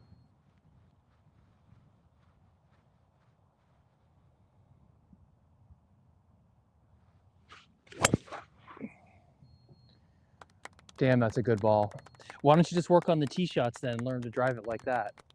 Right, yeah. Yep. Yeah, I mean, it's definitely a thing too. But yeah, I don't know. It just right? Like, it's just been my experience that there's just, I mean, what are you really asking there? To like take 9-iron off the tee and then 3 more 9-irons down a par 5? And so it's inevitable. And I kind of think I see this with other high handicap golfers. You just still constantly with like a hybrid or a long iron in your hand constantly. Right? And here's my thing too, is like, when you have a disaster shot, you can have a disaster shot on a 4-iron or a sand wedge. And the percentage of the disaster, right? And I guess the disaster's length, right? Because you miss hit. You don't get the distance that you're supposed to. The percentages of disaster, right? Like, let's say you hit it 30% less far than you want to, is the same.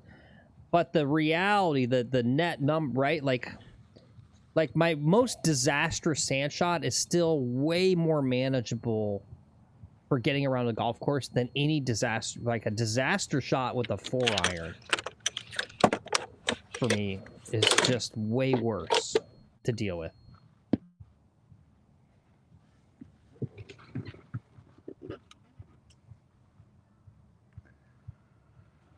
I've got 130 yards. Wind is calm.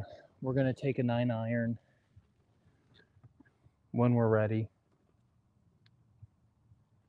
I love that for you, horse.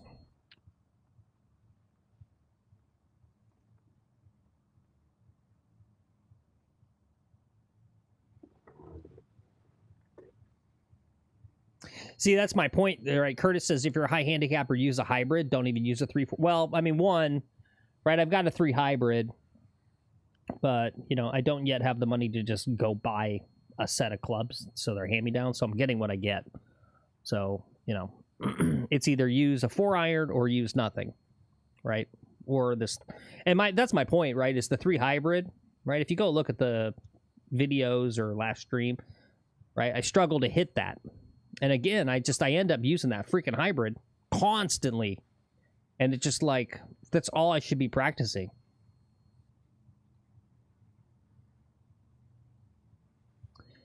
Red T says, Phil, serious question. What do you gain from hitting into a net? If I can see my ball flight, I don't know what I'm doing, or is it just solid contact with a certain club? Yeah, it's contact. It's swing training. And I think, you know, you're seeing enough ball flight at the broad strokes, right? I mean, I can see enough before it hits the net, whether it's kind of what I don't want to do, which is the pull slice versus swing into out, hitting the inside of the ball and right. I mean, I can feel on the club face whether it's going right because his club face is open, slice, blah blah blah, bad versus okay, right, that's starting right, and I can feel that that's going to be a draw, right? I mean, I have enough feedback from a real range to know, to match up what the contact feels like, to have a really good idea of what that ball flight's going to look like. So, Mark says, Phil, have you thought about getting good? I have thought about it. I'm trying.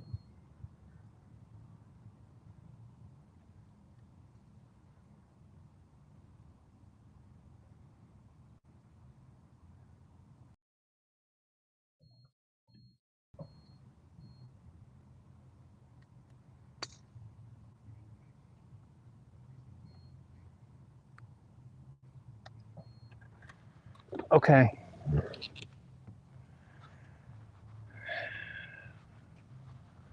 Wrist set right through.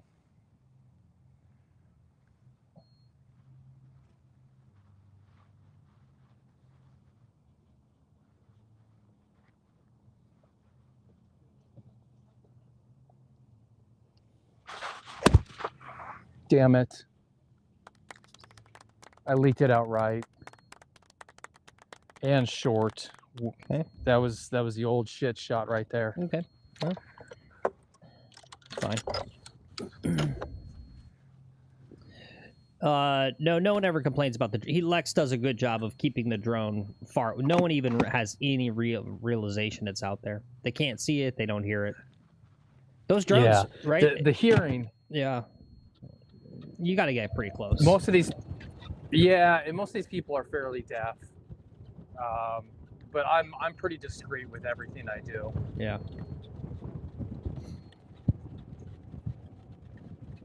Yeah, those drones, I can speak to that from when we go filming the regular videos, right? You'll have it up where it's supposed to be, and then you'll look at just like where I can barely see it up there. It's not even that far away. They're hard to spot. Yeah, I'm sorry, Horse, for your, he says, rip Bob Weir. It's a Grateful Dead guy, right? I think I saw that on my Twitter. Sorry to hear your boy passed away.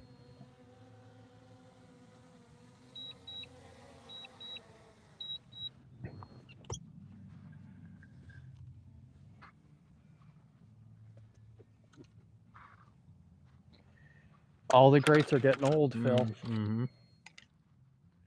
We're getting old. Mm-hmm. I'm 43 now.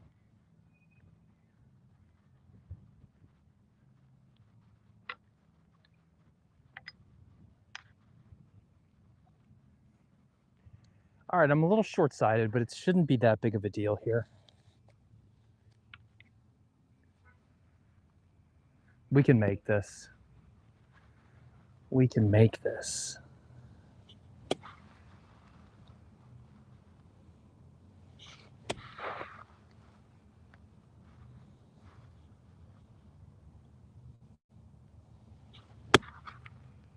That can be good. Yeah, that was really well judged. Nice job. Nice job. Thank you. As we head to the end of the front nine, guys, thanks again for coming along today. Appreciate you guys. Happy Sunday. Happy golf existence day in universe. What's up, Baron? Good to see you. He says, "What's up, strokers?" Yeah. Hey. Don't forget to hit that like button, guys. Easy there. Help us out. Juice up that algorithm.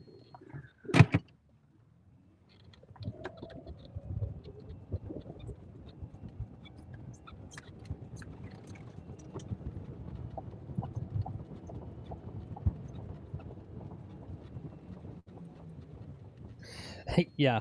Curtis says, "How do you putt good? Chip closer." Yeah. Yep. Okay. Phil, remind me right after this putt, I need to do a cam swap. Okay. Little Golfy says he's getting lunch. If Lex gets any bad double bogeys, you know what to do. I'm ready. Is that the new song? Mm-hmm. Yeah. Yeah. I don't know, Little Golfy. We gotta kind of refocus gears on like songs about good golf play at this point. This guy's getting good.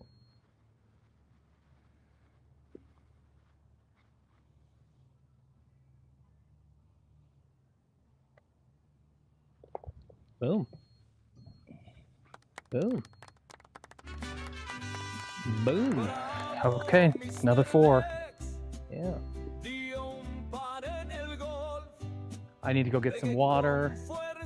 And it looks like the twosome in front of me has dropped off. What's up, Karen? First, I got to do a cam swap. She says, late lunch here. Soup. Oh, good. Yeah, soup's good for winter.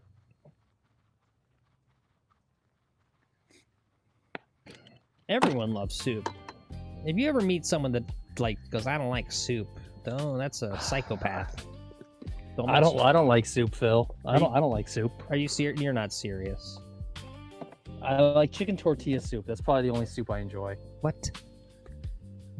Yeah. Yeah. Horse says, I just had In-N-Out. It was terrible as usual. How's this place still in business? Yeah. It's nostalgia. It's boomers from California, right? That just with their In-N-Out.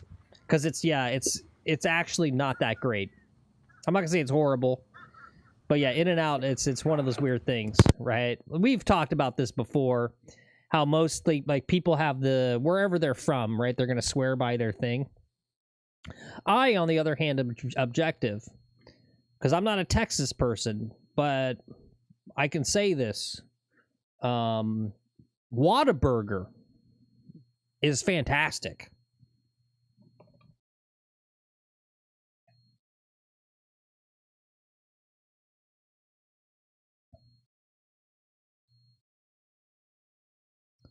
If you guys are ever in the Southwest, if you've never been or done, and you have the opportunity, Whataburger is actually freaking really good.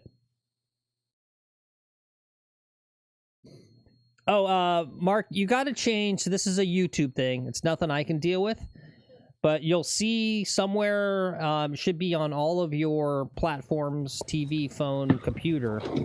You'll see at the top, it'll say Top Chat, and there's a drop down. You've got to change it to Live Chat. Basically, Top Chat says some messages such as potential spam may not be visible. It's sort of a soft moderation, and it's because Horse Express has got something else in his name that YouTube finds a little naughty, and so they hide his comments.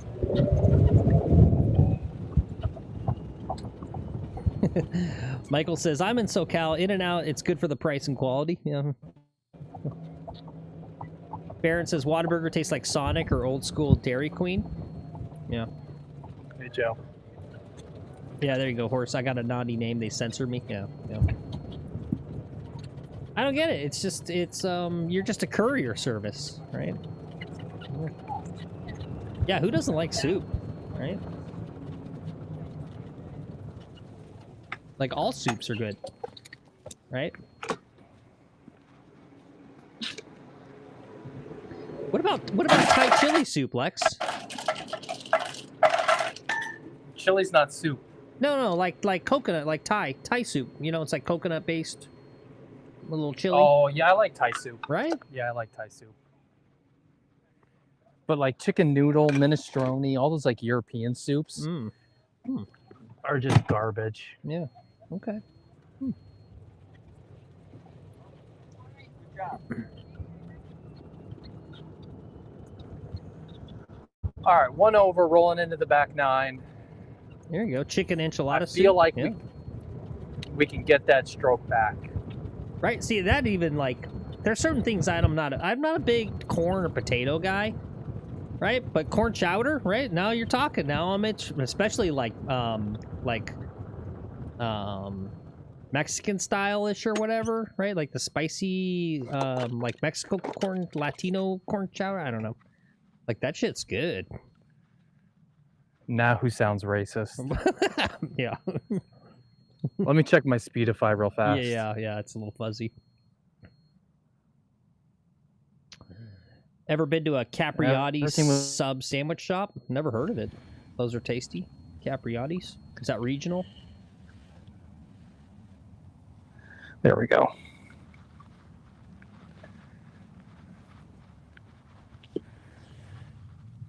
Yeah, Joey Capriani. Okay, wind is still. We're just going to rock this over the bunker. No big whoop.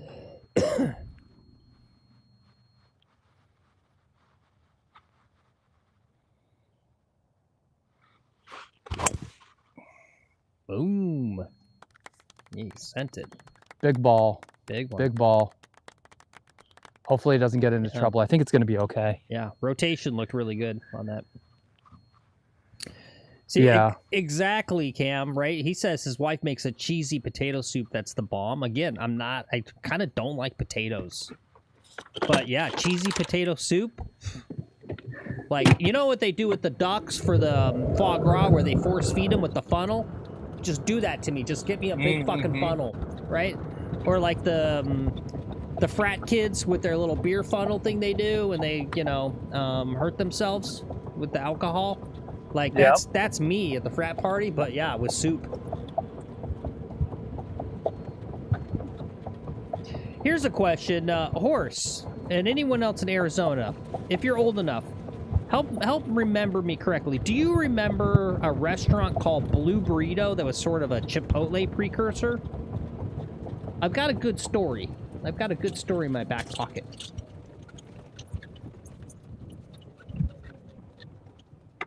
I gotta make sure it's not a false memory, though.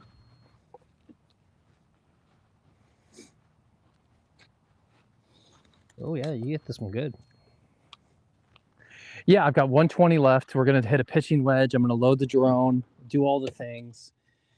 Give me just a minute here. Oh, you've only been in Arizona for about 8 years? Okay.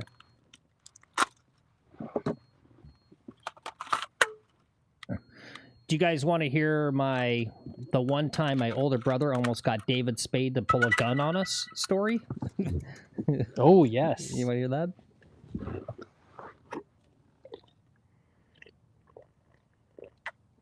Tell it right now, Phil. You got time while I set up this drone. No, I'll try to be fast.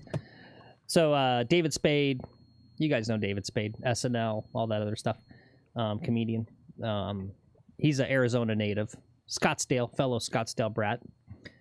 And so, you know, whenever he's not working, a lot of times he's in Scottsdale. And tooling around with my older brother and his friends. I idolized my older brother and all of his friends. They were like 2 years older than me, and they were like the coolest dudes in the world. And so finally got to an age where they would actually let me hang out with them, right? You know, that's that kind of thing where like the difference between like 10 and 12 for kids is huge, right? Where it's like, you're a 10-year-old. We're not hanging out with 10-year-olds as 12-year-olds. But as you get older, right, it gets smushed. Right. It's like 20, as a 22-year-old, you don't go, I'm not hanging out with you, or like, let's say you're 23. You don't go to a 21, you go, you're too young, you're 21. So I'm hanging out with my older brother and his friends. We're just like tooling around Mesa. Drone's loaded. Okay.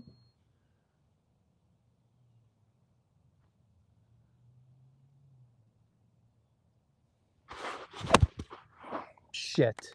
Shit. Shit. Shit. Just over the back of the green. Okay. Yeah, just over the back of the green. You see it? I don't see it. All right, continue with your story. Yeah, so you're we're tooling around Mesa. Yeah, we're tooling around like the fancier part of Mesa. And we're in this parking lot, and there's this place called Blue Burrito. I believe it was Blue Burrito, and it was kind of it was like a fast casual, kind of hip, kind of hip a little bit. And it was sort of a precursor, to Chipotle. And we're driving around, and we see David Spade going into the Blue Burrito. And my older brother and his friends, they thought they were, they were funny, but they were like, they thought they were cool and jokers, and so they thought it would be funny if they would drive past, as David Spade's walking across the parking lot into the Blue Burrito, they thought it'd be funny if they sped by in their car, like really quick, kind of aggressively, and then yell out the window, hey, Spade, your luck's run out, right? It's like a play on words, Spade, right? With playing cards, luck. They thought that'd be funny, and so they sped off, and as we kind of sped through, we could also see him like stop and then start walking back to his car. And then they're like, oh, cool, we'll spin back around and we'll go say hi to him. So we spin back around.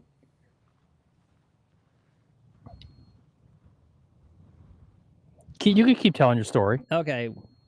And it was so funny, too, because like when you meet an actual superstar or someone who's like actually got like, I don't know, that certain something about them.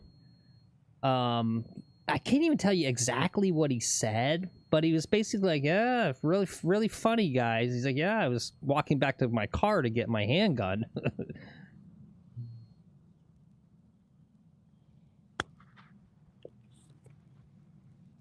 Brilliant. Drop, Chip. drop. Brilliant. Oh, Brilliant. Great job. And yeah, I don't know. It was just the way, and I was in the back seat. I wasn't really involved, but I got to watch him basically just with like the way tone of voice and what he said, sort of, I don't know almost what he said, but he made them realize how insignificant and dumb they were, and just, right, like, I don't know, it was great. He just like didn't even do much, but he like totally minimized them and made them feel like dopes. But yeah, I guess they kind of scared him a little bit with their aggressiveness, and he was gonna go back to his car to get his freaking handgun. You don't fuck around. Anyway, that's the story. that's Arizona. Everyone's got a handgun in their car in Arizona. Yeah. For the coyotes.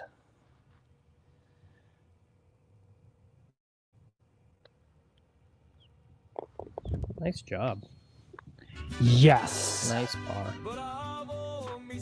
Yes. Great up and down right Yeah. there. Yeah. Good job, Lex.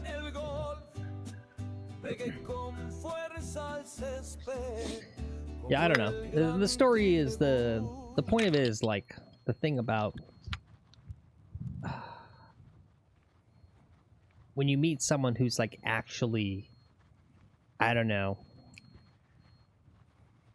right? He's like a real star, and like he wasn't even really that old at that I point. lost you in my ears, Phil. Right? He's probably like early 20s. He was like early 20s probably still, and they were like, I don't know, 18.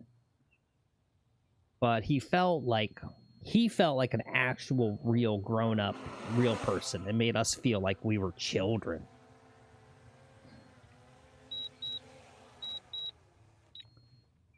Yeah, he was prepared for us to come back, yeah.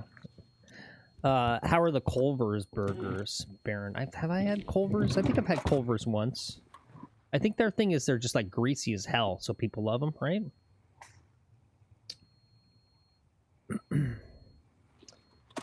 Or says he misses Steak and Shake. Gotcha. It's a tasty burger. Yeah. Oh, Steak and Shake is disgusting. Is it? Okay, never had it. Disgusting. Yeah. and it's weird. It's like table service. You like order your food, you sit down, and then they bring it to you. It's a very weird restaurant. Yeah, it's odd. If I remember correctly, I've been there once, and it was just a weird experience all around. Steak and Shake.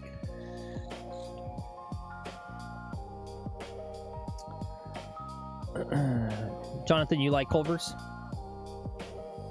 Culver's is good. Yeah. Fatter, it's so fattening though. That's like the most fattening hamburger on planet.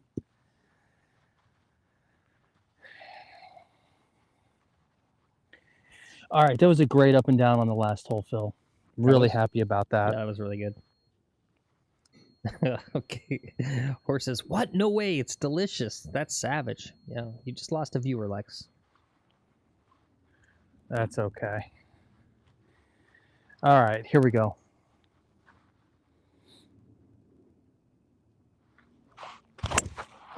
Damn it, sliding right. Clear, clear, clear, clear. Pull up. I'm in the trees. Okay. All right. No worries. Fuck. It's okay. Keep going. No, that's big trouble over there. Big trouble over there, Phil.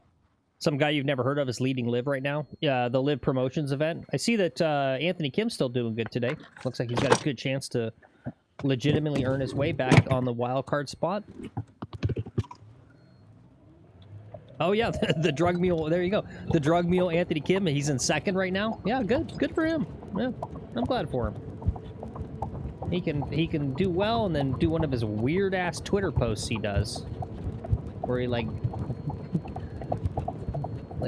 you guys know what I'm talking about with Anthony Kim's Twitter posts. It's just it's like one weird sentence about golf, and then something about trans people, and then sober is dope.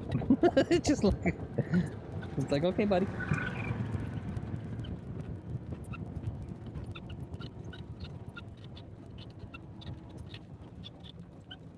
Yeah, he's an odd duck. Yeah.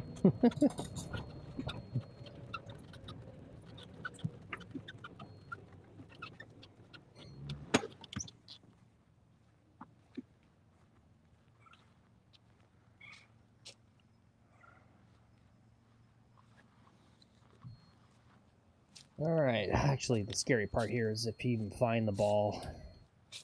That's the problem.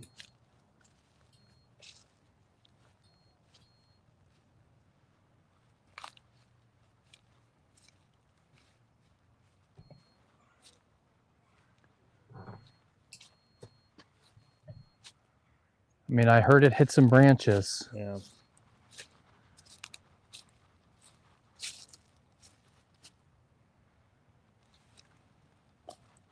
Oh, keep looking. You got 2 more minutes. I'll take as much time as I want, Phil. Yeah, Richard T. Lee. Yeah, I've never heard of this guy either, Horse. Richard T. Lee.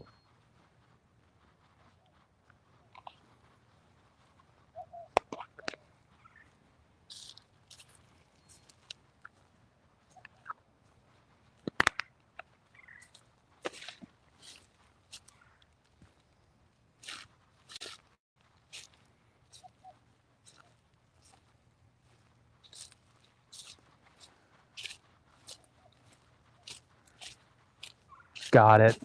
Okay. Okay. Yeah, it's the top 3 players get a wild card spot on Live, Horse. Yeah. Basically like their version of Q School. If I recall, last year was they gave away 1 spot, right? Because they've expanded their field a little bit. It's one of the changes for this year, amongst other things that they're doing, like the 72 holes.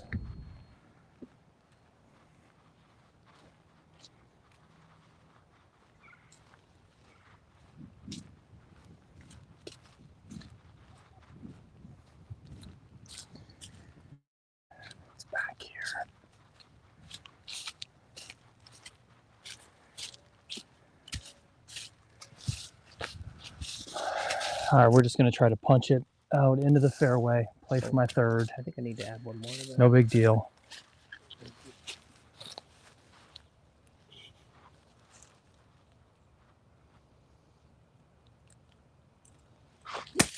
There you go. Great job. Excellent. Thank you. Yep, that was good. Yep.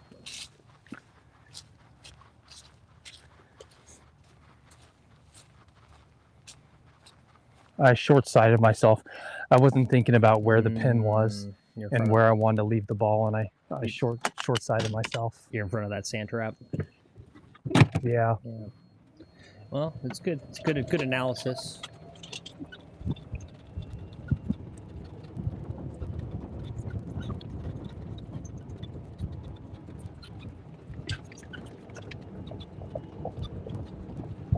All right, this is going to be a hell of an up and down right here.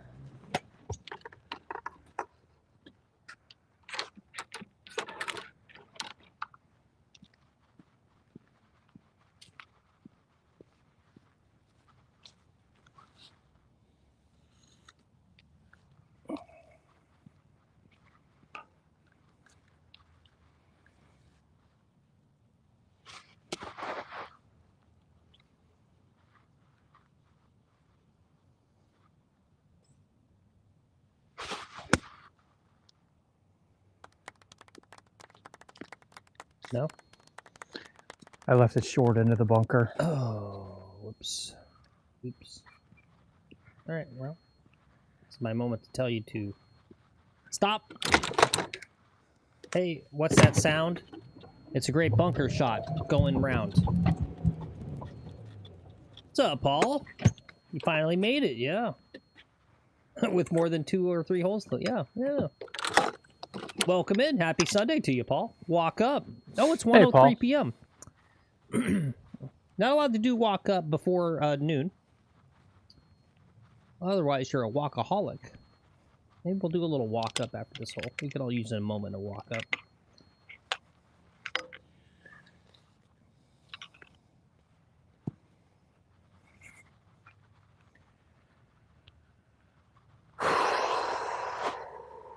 Okay, you got this in the hole. Sink this. Sink this.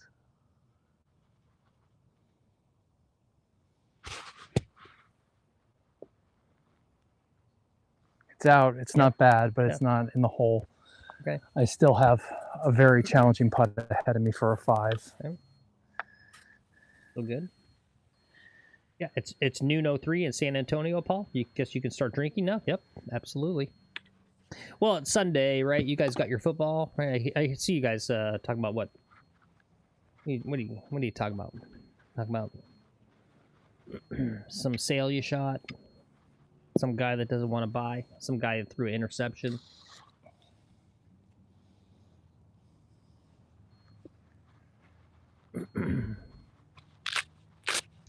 I mean, the 49ers are just going to win the Super Bowl, right? Right? That's what I've been told. Best team in the league, right?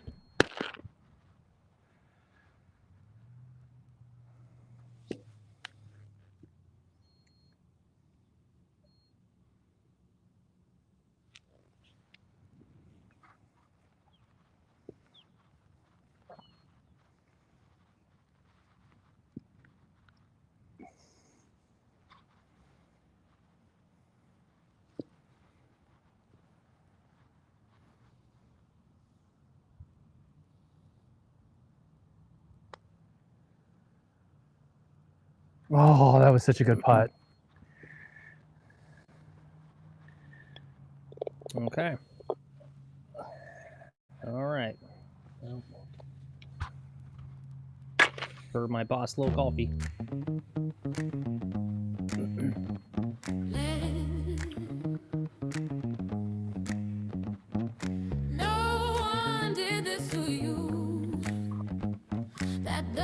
What's up, Jimmy Slider? How about them Chargers? Is that a joke? Are they real bad? Is that why you're saying that?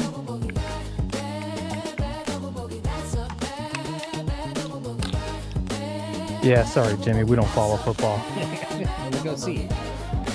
San Diego. Oh, no, it's Los Angeles Chargers now. It's not in San Diego anymore?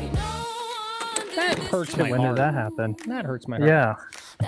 Oh, today, 8:15 p.m. They're 11-6. That's good. Oh, playing the Patriots? Yeah, F the Patriots. Sorry.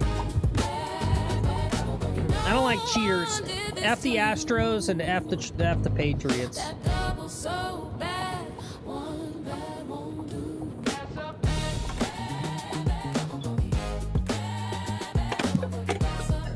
Flip says the only real football is soccer. Yeah.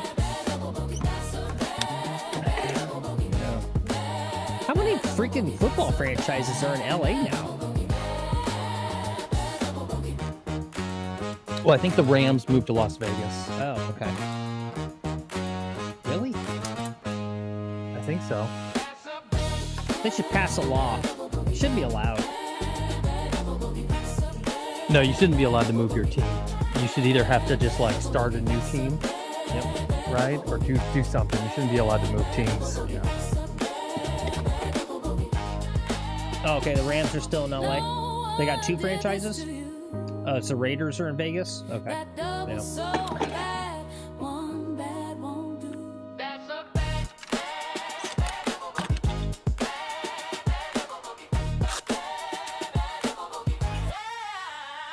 All right, this ball's got a one-way ticket to Pound Town.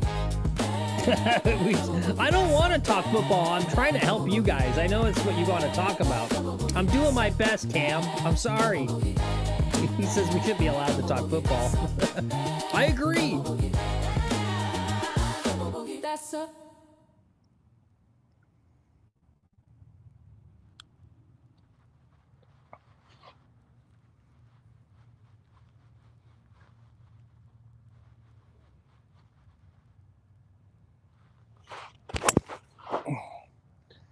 Oh, that's going to clear the bunker. That was so well hit. Nice. Nice. Just over the bunker. Nice. Nice. See, that's like an extra 10 yards. At least. Yeah. I love that. Yeah. Where's the music coming from, Paulie? That little track there is from our good friend Little Golfy. He and I both use this amazing AI program called Suno. If you guys do any sort of content creation yourselves, and you are frustrated with all of the rigmarole with copyright protection and all that sort of stuff to do your content, consider Suno. This guy's not a paid sponsor, but I should be. I've even got the voice. Suno.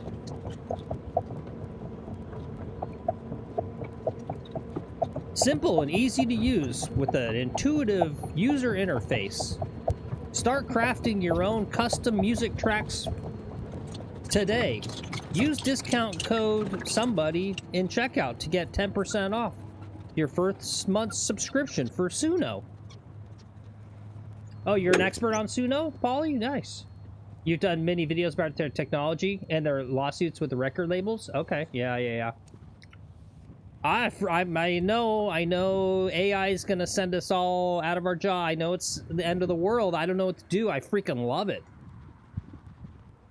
No tips today, John Baggers. We were thinking about it this morning, and we did the tips to get a benchmark. But I told him, yeah, let's play his preferred tees today. So we put up a nice score, feel good. Right now we're back to the regular tees, and so now it's about focusing on turning in, and unfortunately we can't post today because we don't have someone playing with us, but being at his preferred tees, getting good scores, dropping that stroke and a half off his handicap, getting down to that 0.4. We got like 5 minutes to wait here, Phil. Yeah, Suno's an amazing tool that continues to get better. And you know what's crazy to me, Paulie, when we're on the subject? It's not just like how sophisticated. I mean, there's two things. One, how amazingly sophisticated the instrumentation is, right? Like it sounds like these are like the nuance with the instrumentation, as if you have like real session musicians who know what they're doing. But then on top of that, like I don't know how they figured out. They've like unlocked how to make songs catchy, right? Like, they make the songs genuinely catchy.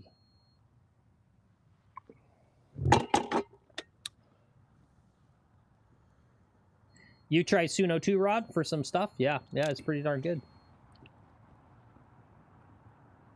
Paul says, right now, Seattle and the Rams are the top 2 favorites to win the Super Bowl. Denver and Philadelphia are also close. Patriots and Bills are outsiders. 49ers are going to win it. 49ers. Yeah, I thought the 49ers had like the best offense and defense or something. Right? I don't know.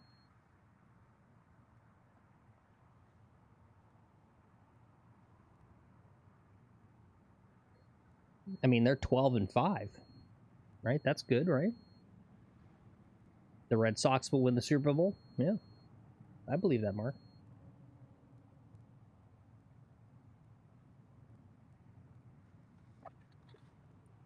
Yeah, I know that. I remember you talking about that, Paul. Right? That you're. I mean, do you not like the AI though? Right? He said it's 100% legit. I'm a professional musician, composer, producer. I've got 1,500 tracks in libraries, and my music has been used on over 400 different TV series. I mean, I feel like, right? It's like this Suno's gonna like put you out of work, though, right? Oh, you're a huge supporter of AI in music, really? Wow. Okay.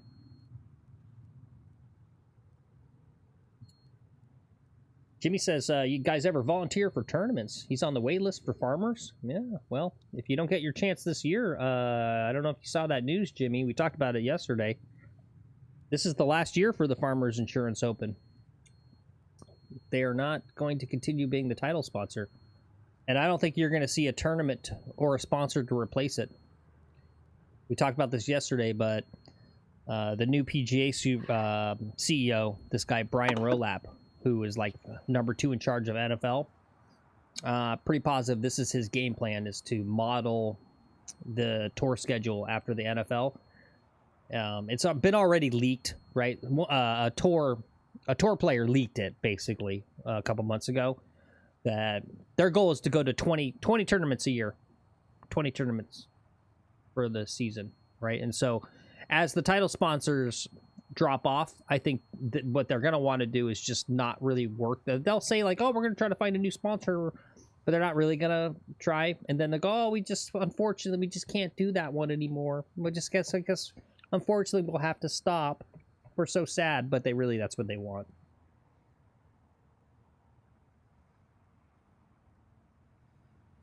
Look at you, like, espousing conspiracy theories, coming up with conspiracy theories over here. It's not a freaking tour player who had inside knowledge accidentally, right? That was the whole joke on Twitter, is how much trouble that, I forget. Let me figure it out. I'll find a news article or something for you. No, it's fine. I believe your conspiracies.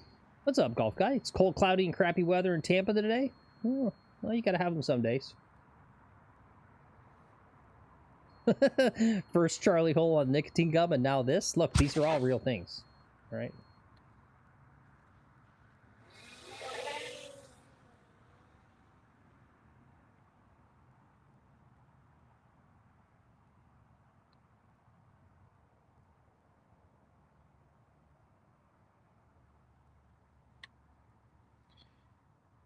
Giving you a zoom of the new group in front of me here.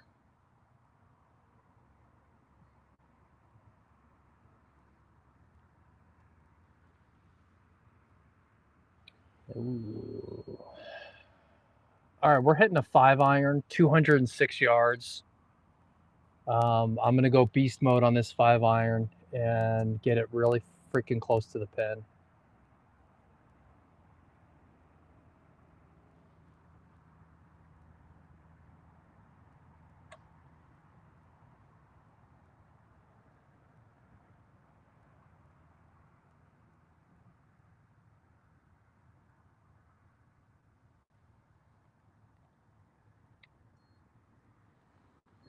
That's cool, Flip. Says the British Open. I thank you for calling it the British Open, Flip. Thank you. He says the British Open in Portrush is only an hour from where he lives. Beautiful course. Cool. You should try to go. Get some photos to give us. Give us a little on-course report.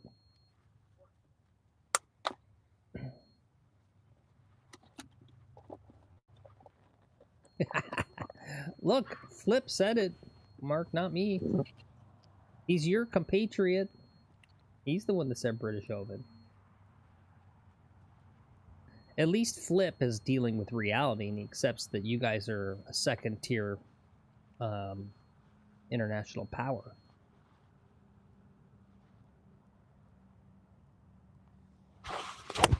Ah, I thinned it again. Watch it be great, though. No, no. Nope. Where'd it go? Nope. Nope. over by the tee boxes on the right-hand side. Gotcha. Okay. Yeah, it's not the worst spot to be in.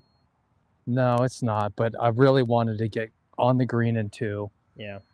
I'd really like to hit another ball right there. Nobody an hour away would call it British Open. I believe Fliff. I believe him.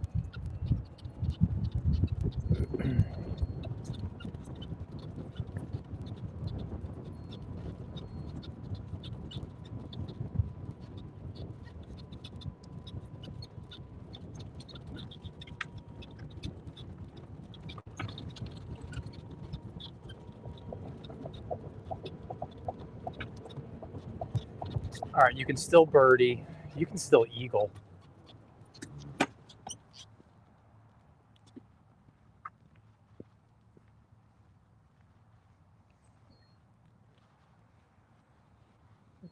Here, look at it from my perspective for you British guys. What if I started doing it with the US Open, where I was like, you mean the Open in Shinnecock this year, the Open? I wouldn't do that. It's not even a flex. It's just so we understand what we're talking about. That's all. It's just using words to clarify what information we're trying to convey. So I'm not going to call the US Open the Open.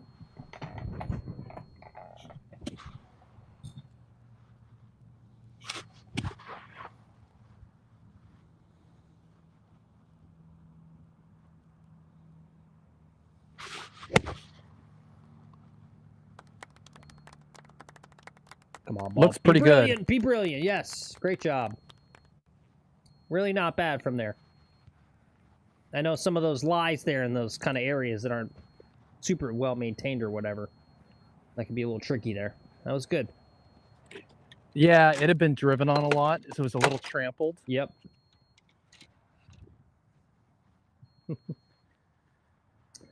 In China, they don't call it Chinese food. Yeah. I always wonder. You guys know what they call Texas Roadhouse in Texas? Roadhouse.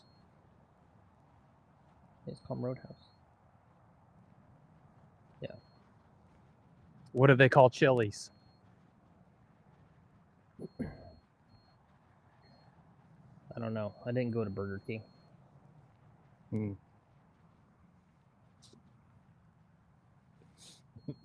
Trash? Call it trash. Paul says.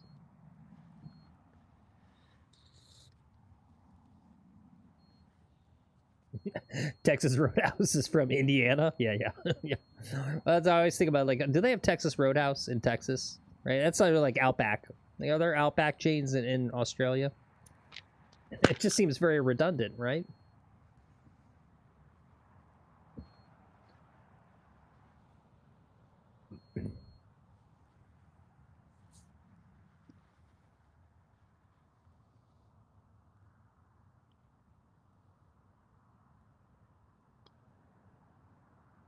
Whoa!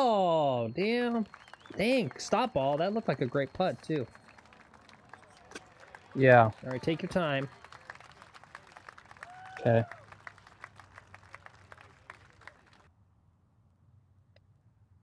Please. Fuck. Fuck. All right, I'm fucking with you. Yep. Get rid of that stupid ball. Give me that ball. All right. Oh, Jesus. No, don't. No. Oh, Jesus. Okay. Jesus. All right, it was 1, 2, 3. This is a single bogey? Yeah. Okay.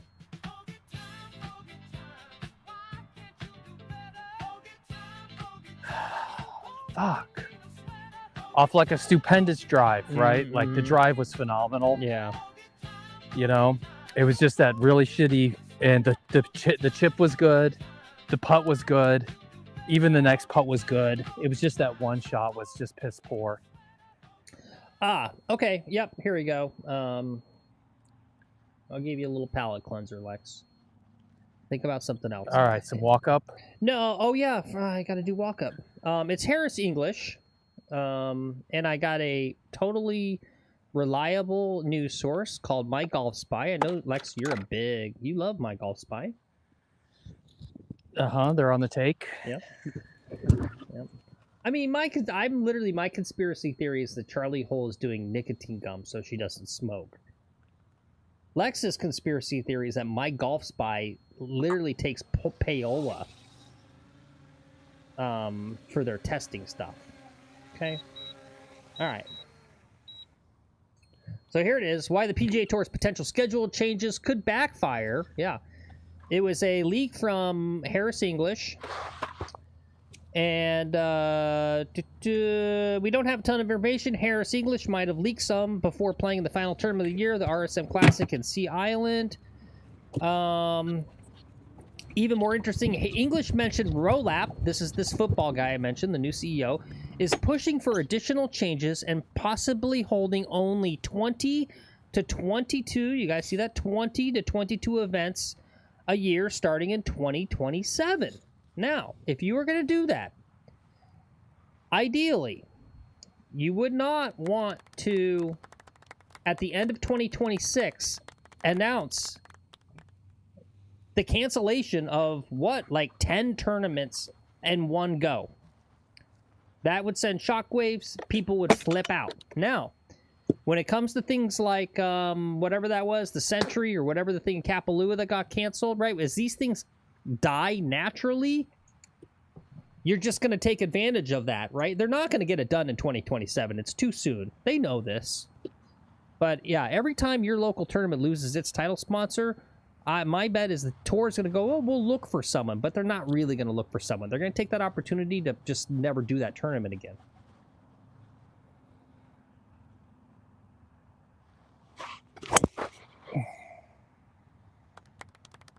All right, that should be good. Beast it out there. Nice.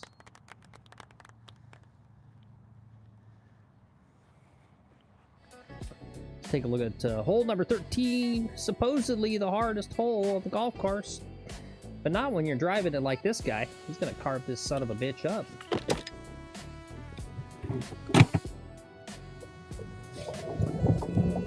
Paul says, back to the Open, there are two, the British Open and the Open Championship.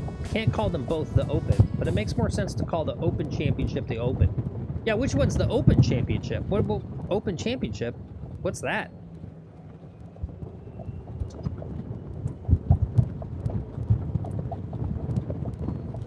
I think that's the British Open. The Open Championship. Open Championship.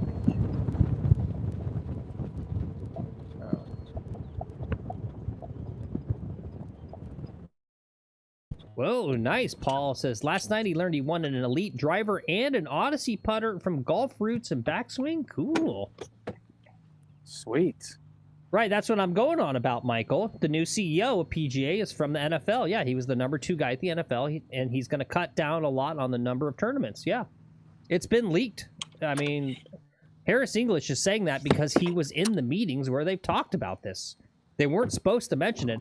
That was the joke on Twitter, was how much trouble he probably got in for saying it out loud. Yeah, great drive. Wow, look at this. It's not actually super far, but it's fine. Mm-hmm. I've been farther. Yeah, it's like a primo spot, though. Yeah, it's good angle. Depends on the right-hand side. Drone's flying. We're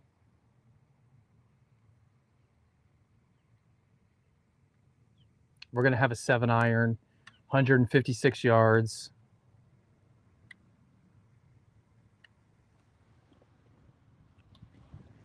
All right, time to get some strokes back here.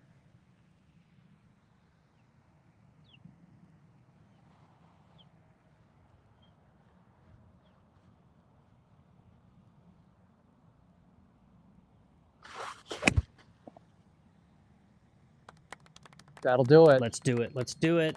Come on, ball. Let's do this. That'll do it. Let's get a freaking birdie on this hole. Keep rolling, ball. Yeah, get close. Get close. Get close. All right. Great shot. Look at that. And Thank you. You may have taken a lot of break out of the putt. I think it's going to be a little left to righter, but maybe not too bad.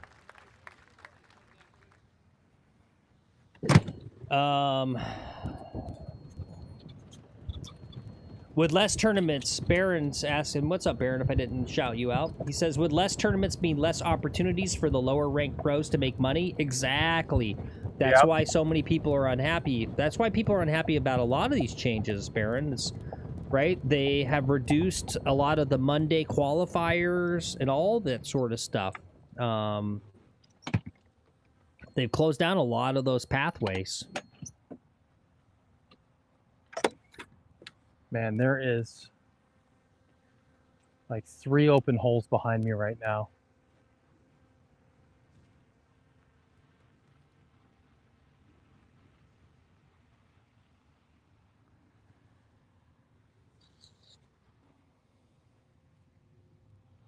All right, this was a great shot. Mm-hmm. Yeah, you're playing some pretty stellar, mediocre golf today.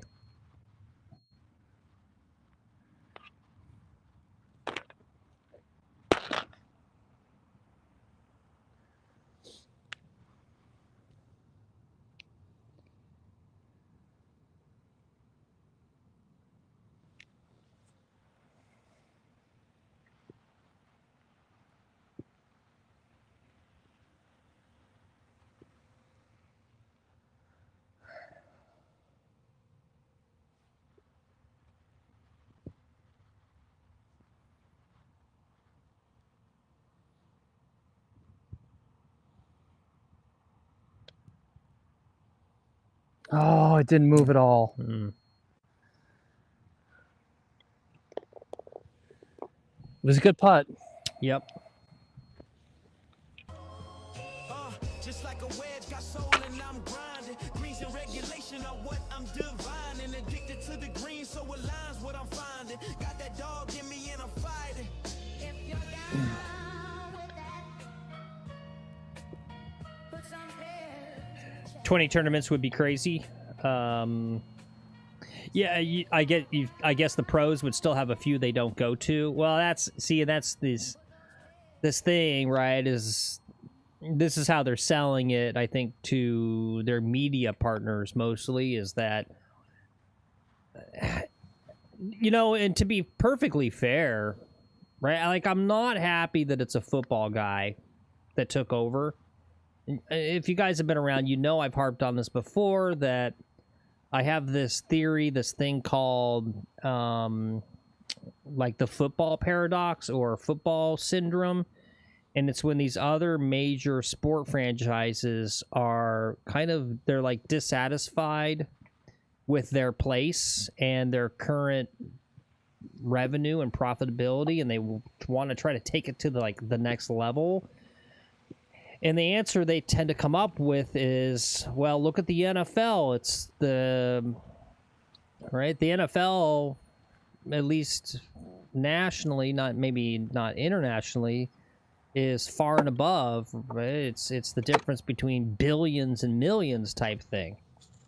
And so they try to adopt things like the NFL to think that that's going to help them. And then, in my opinion, a lot of times it hollows out the core element that makes that particular sport what it is, why people want to watch it. To me, like, NASCAR is kind of a really good example of that. And you can see the bad state NASCAR is in. But I also recognize the idea here, and I kind of agree with this, is that if you take it down to 20 tournaments and you have this FedEx championship thing, right? Being in those 20 tournaments and earning those points throughout the season starts to become impactful. And so the idea is these pros where they just skip the smaller tournaments, and then those smaller tournaments don't make money, frankly, because it costs so much to put on a tournament, the television and the whole thing, that you're going to get Rory and Scotty and everyone else to show up reliably to the tournaments that you do have. And I also kind of agree that when you are broadcasting like 35 of them or whatever it is, it gets a little saturated.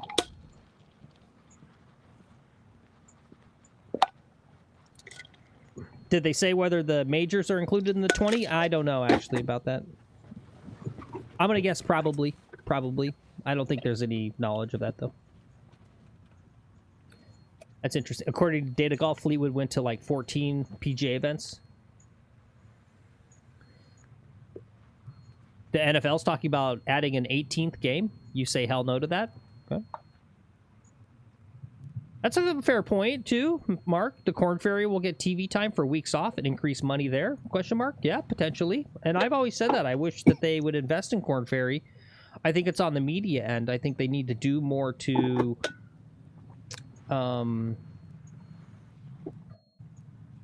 highlight those players on the Corn Ferry Tour. Get us... There's still a heavy social element to golf. And I don't think the quality of play on the Corn Ferry Tour is the issue. Those guys are still amazing. It's just we have no idea who they are. There's no one to root for. Why you don't care because you're just watching randos. Yeah. Right, but they could invest the money. They could do the marketing. They could do the social media. They could do the puff pieces. They could do all the things to generate affinity, so whatever you call that, affinity, familiarity, create stars on the Corn Ferry Tour, and really, right, like really sell into that. Here's an up and coming star. We're gonna keep an eye on this guy. He's going through Corn Ferry, doing great. He's on the cusp of getting onto the tour and selling those narratives. Send Brooks Koepka back to the Corn Ferry Tour. I think he'd get demolished, to be honest.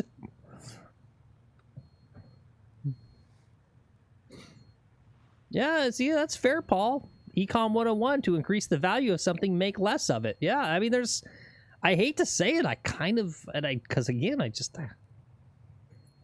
don't like the football thing, but I kind of see the point.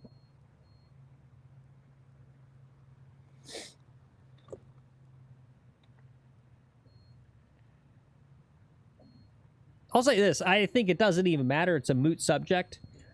Because of the changing economics, it's going to happen regardless because the title sponsors are going away, and that's just all there is to it. Right? I blame the Saudis. I blame Live Golf and the Saudis. Yep. There's your racism coming in again. Yep. It acts up from time to time. Mm-hmm. PGA leaders regularly bring up the fact that they have to compete with the NFL in the fall.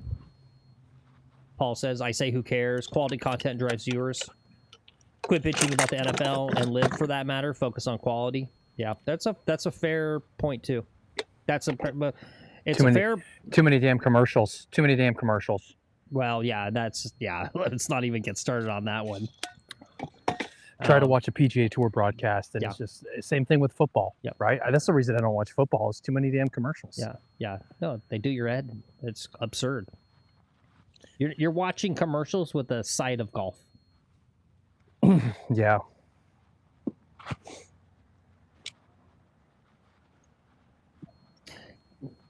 Colt says, I blame CBS for not hiring Phil. Dude, I've sent them, I go onto their switchboard, and I go, The Masters on CBS. I keep doing it. They don't hire me. I think I've got it, right? The Masters. Jim Nance is going to retire soon. Who do you want? Come on, Roger Maltby? Colt Knost? I could do better than Colt Knost. At least I changed my name to something everyone is sure about how to pronounce it. Is it Colt Knost? What's that K doing in there? You think I can do better than that, Mark? Okay, I'll keep practicing. Try again with gusto. Is not enough? The Masters. I've got the excitement. I don't have the sentimentality down.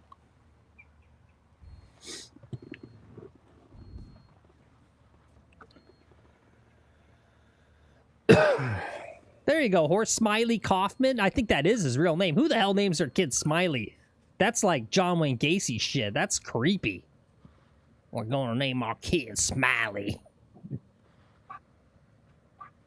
You hope Tony Romo replaces Nance. That'd be interesting. Tony Romo. Three. Paul says, speaking of commercials, I watch Golf Channel all day. Anyone else tired of ED related commercials every 15 minutes? Well, they just know who's watching.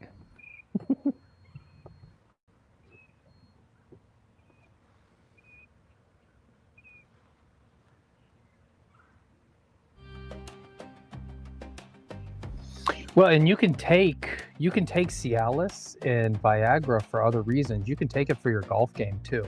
Really? So let me just be serious here for a minute. All it does is it increases blood flow, right?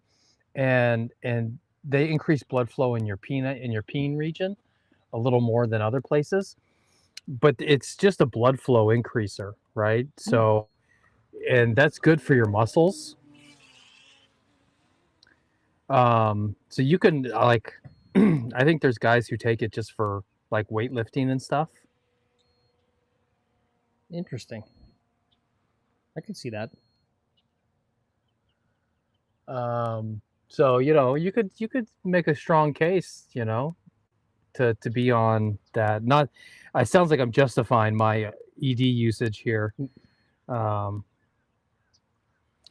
I wouldn't need to justify. I would just say I love having a rock hard peen. 24/7 boner action. Well, and what's great. This is a great topic. I had to do the check. AI Google says, no, Cialis is not a banned substance on the PGA Tour. In fact, it's listed as a permitted medication in the PGA Tour's anti-doping program manual. There you go.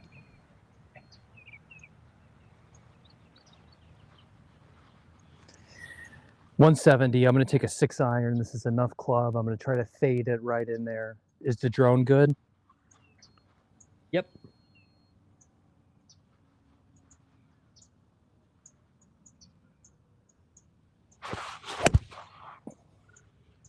I started a little too right.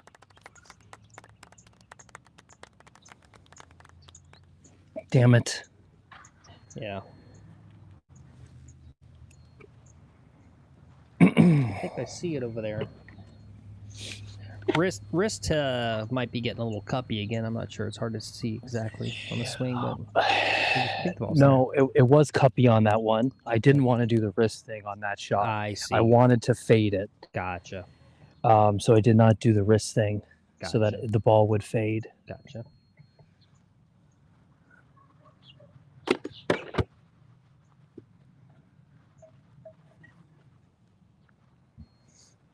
Whoa. Lex, Michael says he's agreeing with you. He says he played golf with a 6'3" dude that admitted to taking roids and Viagra that was easily hitting at over 350 yards. Roids and what? Viagra. Yeah. There you go. Dude, guys will do anything for their golf game. Yeah. They'll take any drug for their golf game. Yeah. That's what I love about Will. He just starts rattling off these things that I've just never heard of. They sound so scary. I'm just like what Chinese black market, Will, are you going to get this stuff? There goes my racism. No, it's the internet. Yeah. Yeah. It's just the internet. And it's just because the FDA doesn't approve the stuff. We have a weird broken health system, so It's like, all right, I'm going to give you the drone cam here. Okay.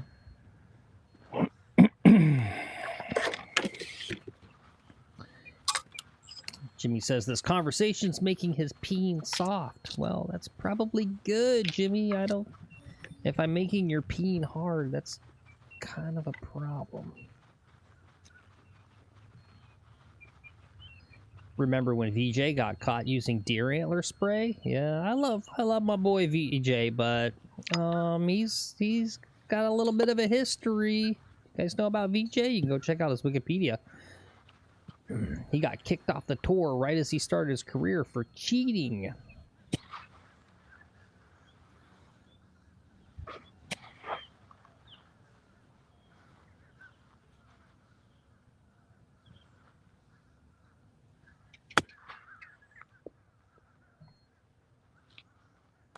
Excellent. Excellent chip.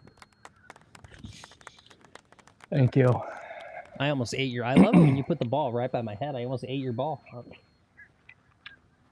Yeah. You guys like that? Wow. That was good stuff. Will's on that panda nut powder? Yeah. Yeah.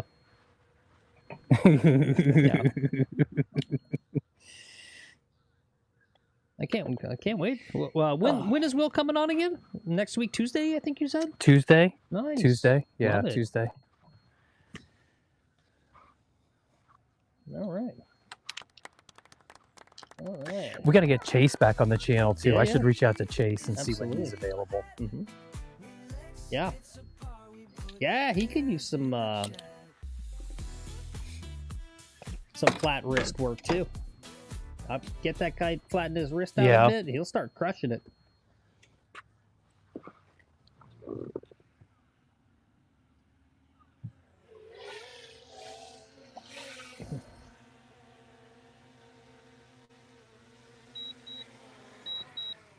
All right, that was a good hole.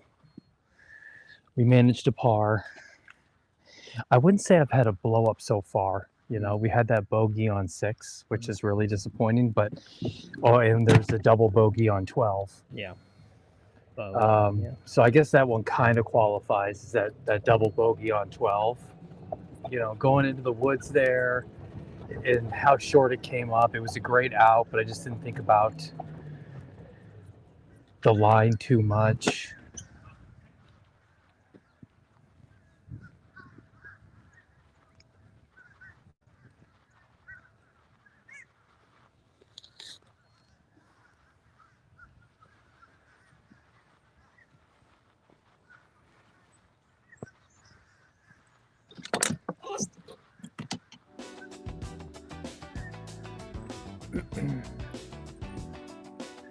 No, he meant a different hole rod.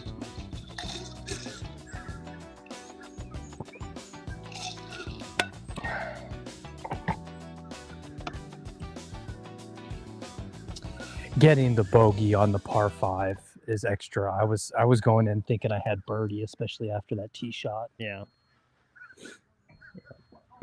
So I got to try to do it here. I want to set up the same scenario. Driver 5 iron. See if I can pull it off this time.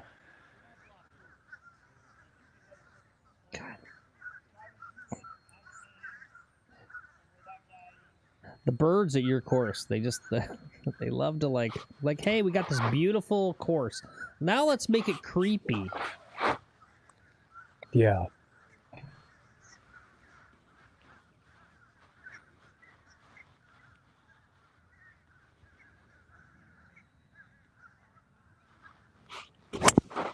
Oh, crap.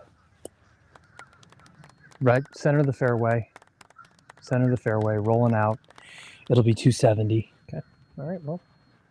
It's okay. Fairway. Yep. I really want that 300. Yeah. I can hit the 300 again. Yep. And now I'm like, oh, give me the 300 instead. You swung too hard. Yeah. When your swings are so much smoother, you just get better face contact and everything, right? And I think the sequencing's better. Yeah. We got Mr. Foster in chat. What's up, Christopher Foster? What's up, Chris? Hi, guys. How's Singapore going?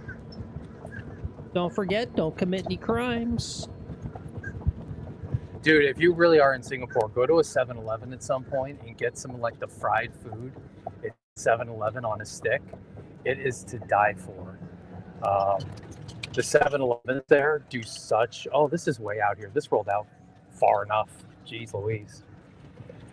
That was a pretty good miss hit. Yeah. Center of the fairway.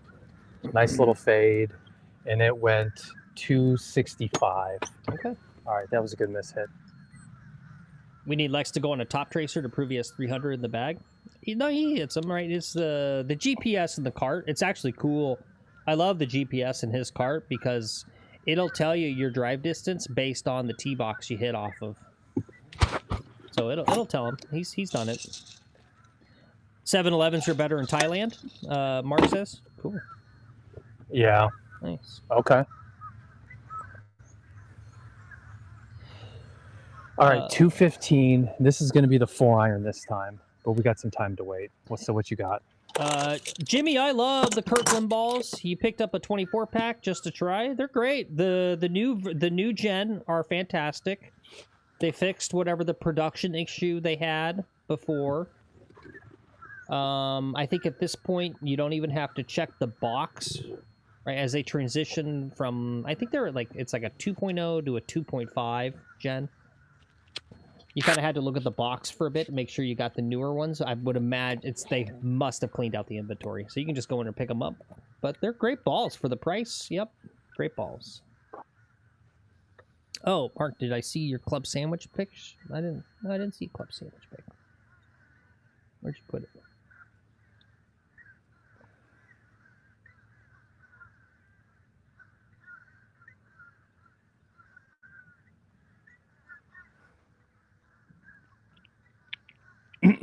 I should be checking some battery stuff here while I'm waiting. Yep.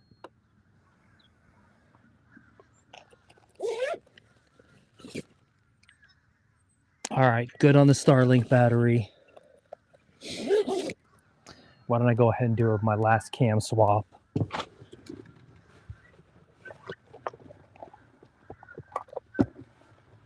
Yeah, I don't see a club sandwich pick.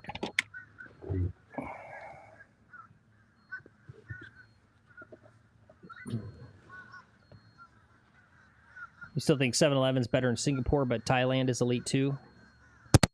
Phuket 7-Eleven has everything you need. It's like CVS and 7-Eleven rolled into one. That's cool.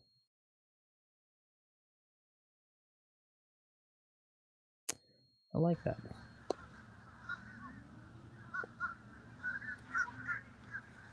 God, look at that seamless transition, swapping cams. I'm getting so good at this streaming shit, Phil. Yeah, that was pretty good. Seamless. Seamless. Seamless. Guys, you should go back for a hoot and a hauler. You should go back and watch some of our one of the first times we streamed was during a hurricane. It made a good thumbnail, so I was like, all right, we'll go stream in a hurricane. And we went out during one of these, and but this is before we had Starlink, multiple phones. It was just one thing straight to. It was just me straight to YouTube, right? Mm-hmm. Yep. Yeah, it was before any scorecard. Not even me on a microphone. Yeah. Yeah. No graphics, no flyovers, no drone.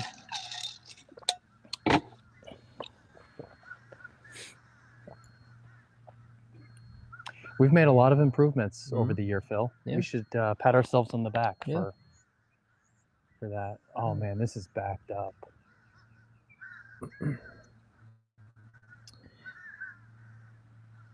Yeah, I thought about it's a good coat for me. I've been a little I shouldn't use the word lazy. Burnt, I think.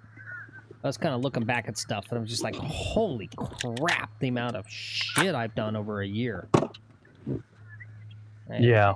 And someone had a great post. This is totally is going to be a feed my own whatever ego, or not ego, but whatever.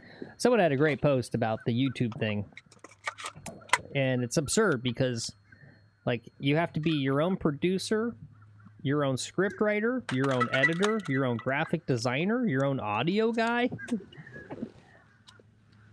Oftentimes your own actor or on-camera personality.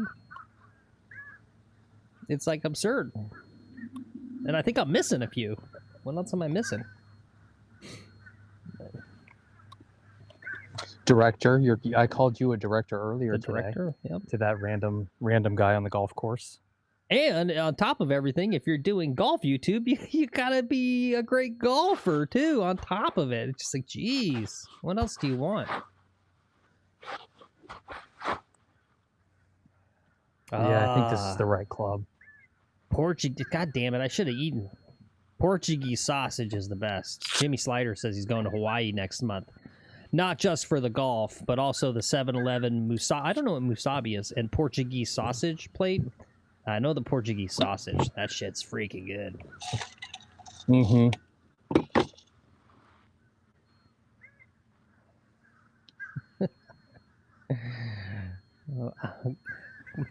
Chris, I am the mod. I don't even need mods. That's the beauty of this also, is I don't even need to have mods. There's people, but there's people there.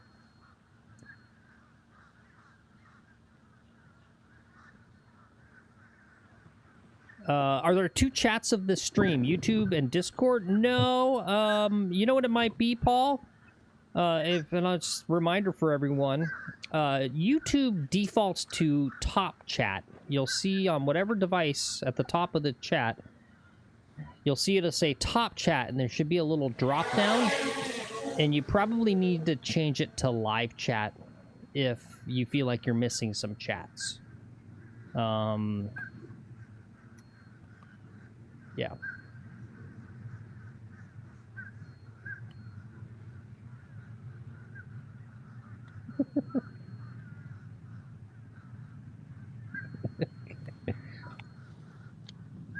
Yeah. No, it's a little annoying, Paul. And shout out to Hazel Rocket. He was the one who noticed and let me know about it. I didn't even know. It used to be that the defaulted to live chat, and then they changed it. All right, 4-iron shot of the day right here. Open and close it.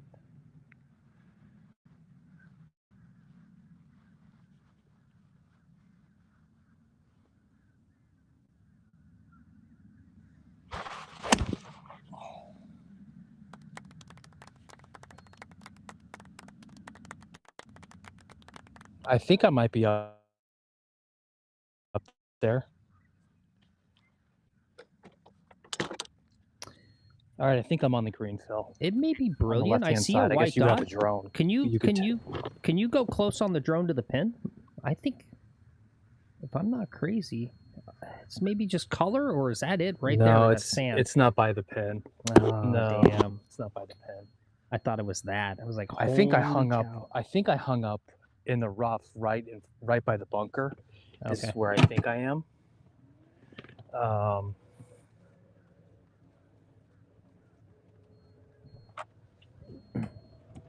But I'm not quite sure. Okay.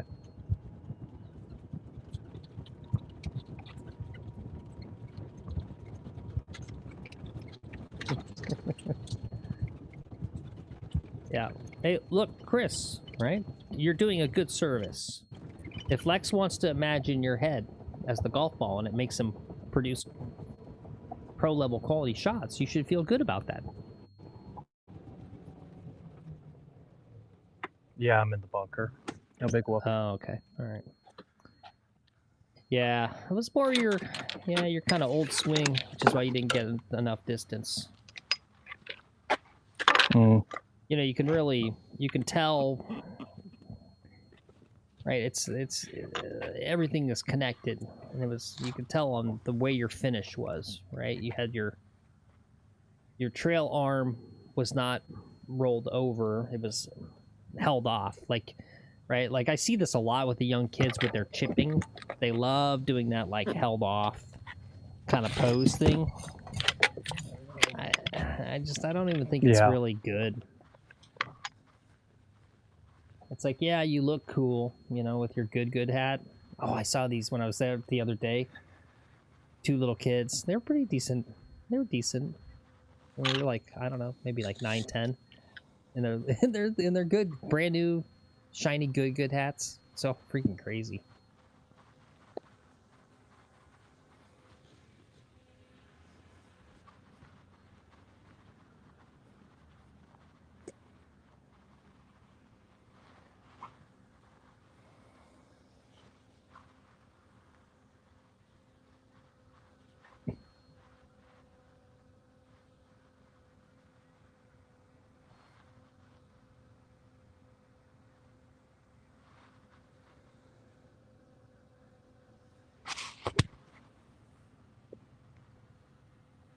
Please be good. Please be good. Please be good. Please roll. Yeah, it's pretty good. Keep going. It's pretty good. All right. Very nice. Very nice. Yeah. See it on the drone there? Yeah, yeah. That's not pro quality, but that is definitely YouTube quality right there. Yeah. Yeah, that's up there with the Dodd and the Grand Horvat. I don't know if it's up there with Grant. It's decent though. Yeah. I got to make the putt. That's the trick, is I got to make the putt. Yeah. You got this. It doesn't matter if you don't make the putt, right? That's the thing. It doesn't matter if you don't make the putt.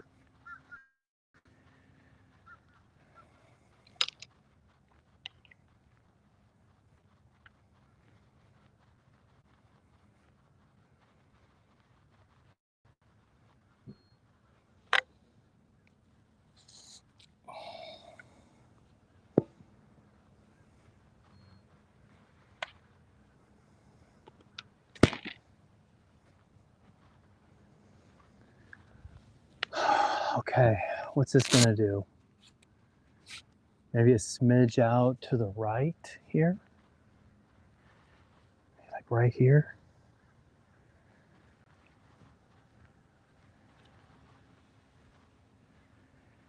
I don't know why the camera keeps getting I crappy. may not have you in my ears right now, Phil. Yeah. Can you hear me? Hello? Diet on the high side. It's a birdie putt. Get it there.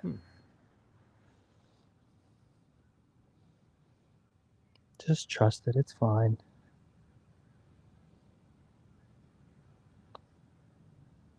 Wait. All right, good par.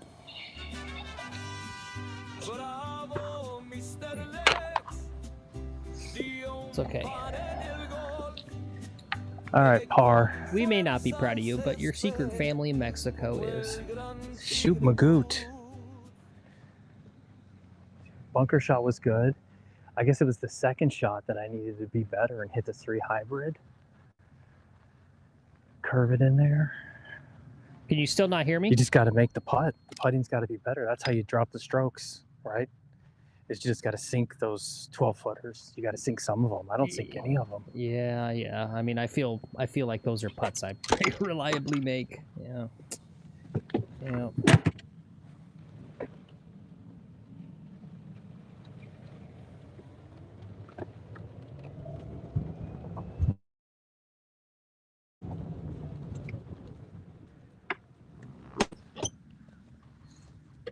Hello? Hello? Hello?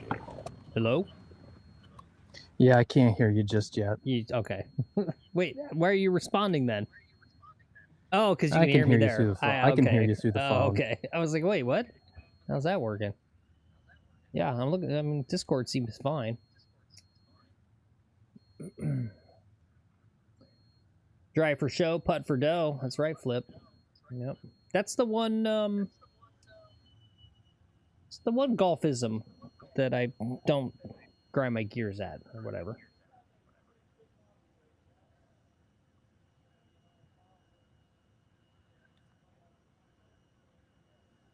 I don't mind that one.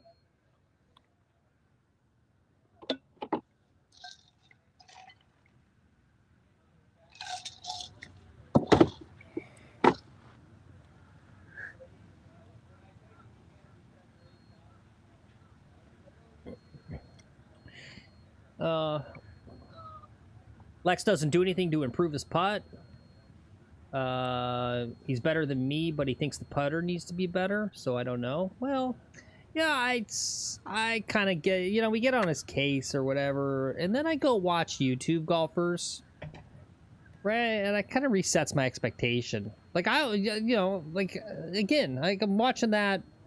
Maybe this isn't a great example because it's not, you're not there for the golf on the Bob Does Sports, at least with the middle Bob, right? But I'm watching that thing with the hater one that I was talking about yesterday, and the hater, that hater could barely, I would say that that's not putting what that guy was doing. It was so bad. And then the middle Bob was sucked too. I mean, I don't know, like, you want to put my boy, Lex McGuffin, up against, you know, middle Bob? He's going to fucking smoke him. The hater Yeah. video was hard to watch. Really, Baron? That was my first BDS video. I was thoroughly entertained. I really enjoyed it, actually. It was genuine, right? Like, I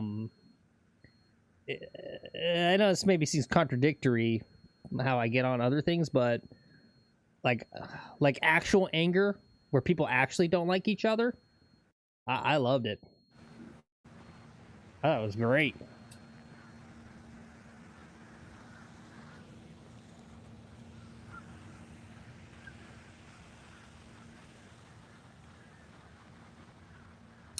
Oh yeah, ultimate golfism that I don't like. Probably never up, never in. Might be it. I don't believe that's real. At least for amateurs, most amateurs struggle with leave distance. And I think for most amateurs, from what I see, real golf on a real golf course, you're always better off to leave it 2 inches short than blowing it past 6 feet. Now, if you're a pro, yeah, you want to hit the ball a few inches past the hole to give it a chance to drop. Those are pros. That's not what I see on the golf course.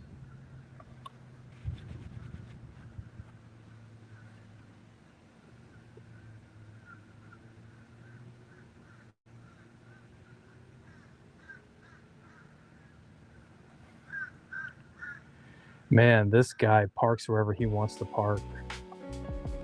Let's see.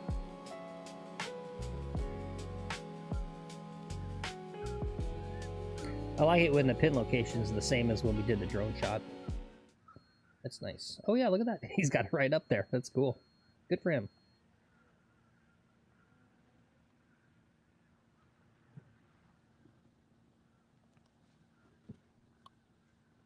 Take it easy, Chris. He says, guys, I gotta go. Much love to all. Take it easy, Chris.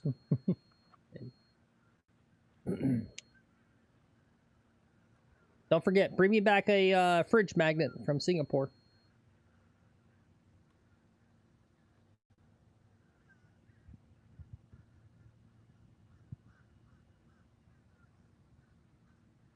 Oh, actually, is that the Duke?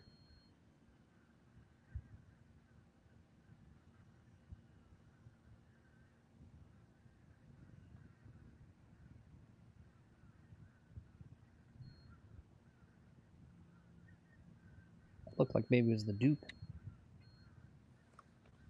No, the Duke doesn't play here. Oh, that's too bad. Yeah. Big fan of the Duke. Love that guy. Yeah. All right, 163 late in the round. I'm gonna go 7-iron, old reliable swing, I think. These folks can't take the weighting anymore. They're calling it a day. Wow. Wait for them to pass. Do a Duke swing impression? Lex, you don't hit a real ball. Can you do a Duke? No, I'm not even gonna mess with that. Okay, yeah, that'd probably hurt yourself. Yeah, twist your ankle. You know, it's being too unhinged here. Yeah. And Yeah. like that. You can't even. You can't. You're still so. You're just too good. You have to really. You have to really suck, or yeah. People that I was thinking about that last night. People that do good golf swing impressions. That's when you know someone's really good.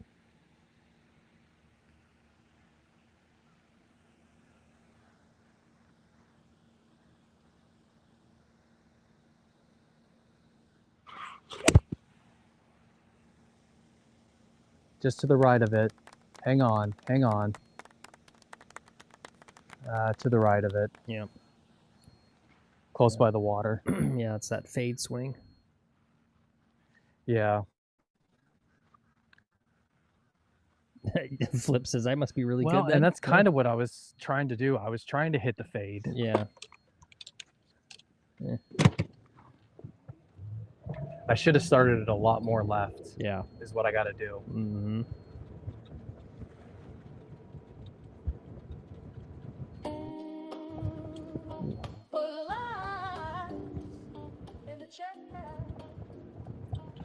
No matter. I'm gonna get up and down here.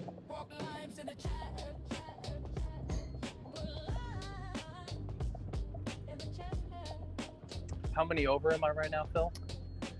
1, 2, 3, 4. I think 4. 4 over. Okay. All right. Not bad. You know, if we can get one back here on one of these holes, we could get to 3 over. Even if we just stayed and just part out, right? Stay at 4 over. That's a respectable score. Yeah. It's better than I have been playing, honestly. I don't know. We got high expectations. You know, I was just a 10 handicapper not too long ago. You know.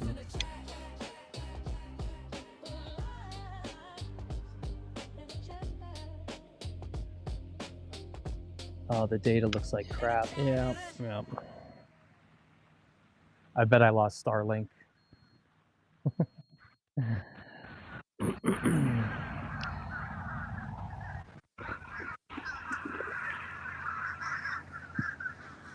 You got to bug me about those things, Phil, when you see them happen. Well, it's just that it's like constant. Like, right? Sometimes it just says moment. I've told you this, momentary. I'm not gonna do like bug you every 3 seconds. Yeah. Yeah.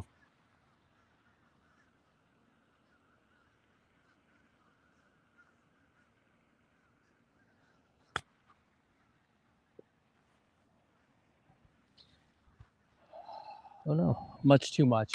I landed it. I'm so hole focused. I landed it. I nearly jarred it. And I needed to land it back here. And I landed it up here. I'm not going to read him, Red Tees, while he's putting. Think about it, Red Tees. Do you want some guy saying all that right as he's putting? I'm trying to find the right time. I'll read him. You guys don't even know how good you have it. You know what every other streamer does? They only read super chats. You got a super chat.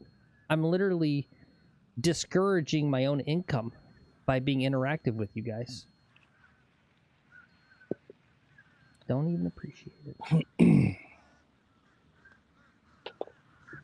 All right.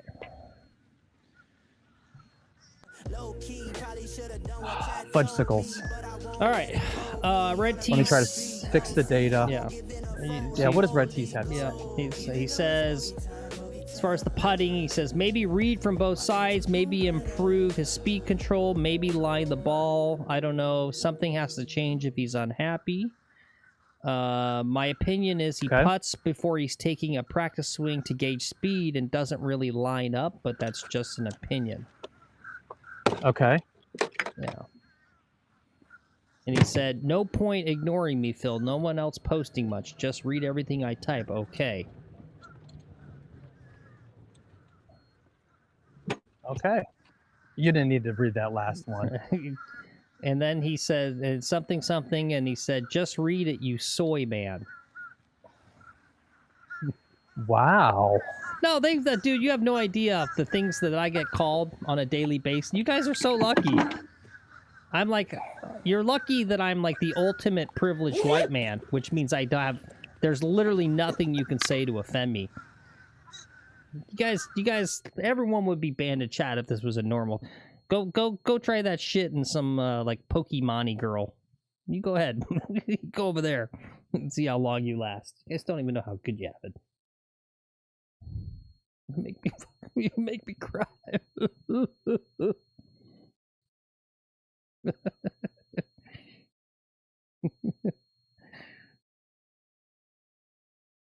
Lex, the camera fully blooped out. He'll be back in a sec, guys. Oh, he's messing with his drone. All right, he's messing with his drone. Let him mess with his stupid little drone. I'd like to go fly my little airplane.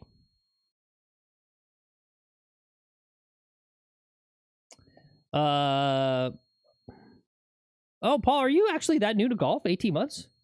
He says, speaking of expectations, over the past 18 months of me learning this game, I've learned that expectation management is the most important thing that we actually control. Need to get a grip on that. Yeah. Yeah. Yeah, it's a big one. It's a big one. All right, now we have no camera. It's 2026. Not cool to be a privileged white man anymore. Says you, Flip. Oh, you started playing in 2024. Wow, that's cool. I didn't know that.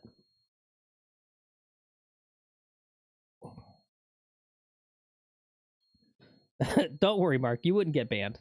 I'm joking. Just a joke. I mean, it's fine.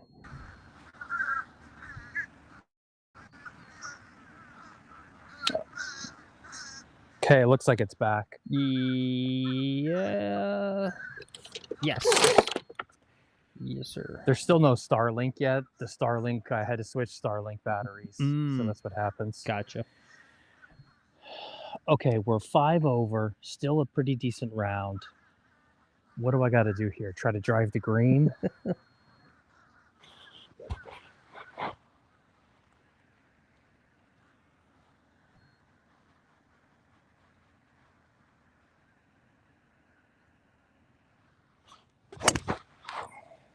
Oh, no. Hey, it skipped off the water. Oh, Whoever wanted to see a water skip, Okay. It's like, oh, no. you just got a water skip. Crap, and I've been missing that putt. God, it must be around 26 or so. So hard to keep the stats. I fucking forgot about keeping count of the putts. I lost track. Yeah. I know, you need a prompt on the scorecard, Mm-hmm. like Stafford, right? It just needs to be integrated into the scorecard. Well, you know, it's actually in there, and there is a plug-in. Maybe I'll look at it. He does have a. It's on the thing, and there's a plug-in I could do. I just have never done it. Yeah, It should do it. you should. It's probably pretty easy. Or we can, for another revision. He's a coder. He's used to just getting like revisions, right? It's the thing is never complete. Yeah. Or I can look at the code. I might be able to figure it out, right? If I dug in there. Yeah, I mean, I'm sure his plugin works. It's like a separate widget. It would effectively do what I'm doing there. I just haven't done it. All right, no drone footage, I think. Okay. Do you really want the drone footage? You're fine. Yeah. Okay. Don't worry about it. Okay. I've got 122 yards. Sunday, January 11th. Mostly cloudy, 7-mile-per-hour breeze into me and from the left. I'm gonna go 9-iron. I don't want to go long though. It's already long. Let's go pitching wedge. Trust the wrist thing. That'll give you that extra power to get up there at 122.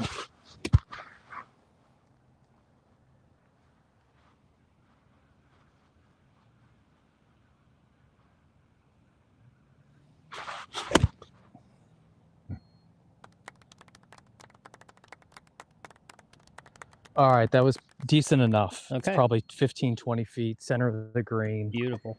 It was a nice controlled ball flight. Didn't go as far as I'd like. It's not that 160-yard pitching wedge that Will hits. Mark says, excuse me, I only sub for drone footage. How dare you take that away from me? How do I unsub? Oh, there's Mark, I didn't mention it, but there's YouTube made a little background change on the YouTube. There's no way to unsub now. They took that feature away. Yeah, that's a joke, YouTube. That I feel like they don't. It's like, that's a joke. I'm just joking. You can unsub, and you just click the same button. In Minecraft. Yep, in Minecraft.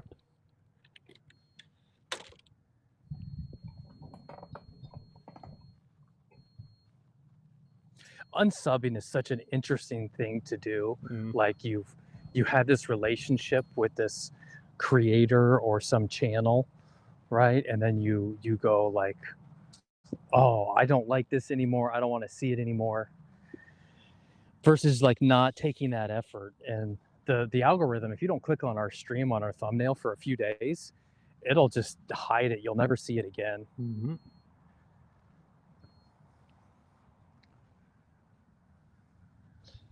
All I see is stuff that I'm not subscribed to because my kids get on my YouTube, on my TV, and they watch all this kid crap. And so like my whole suggestion feed is nothing but just like kid crap. Yeah.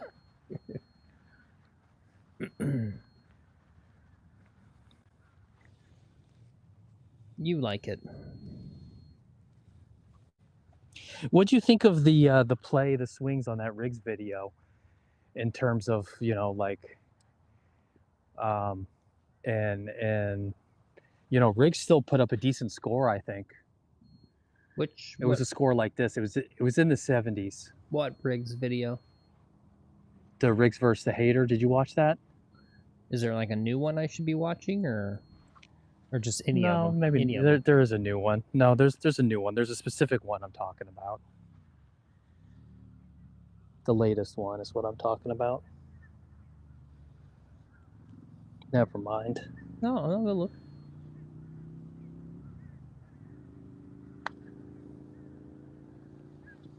Wow. Wow.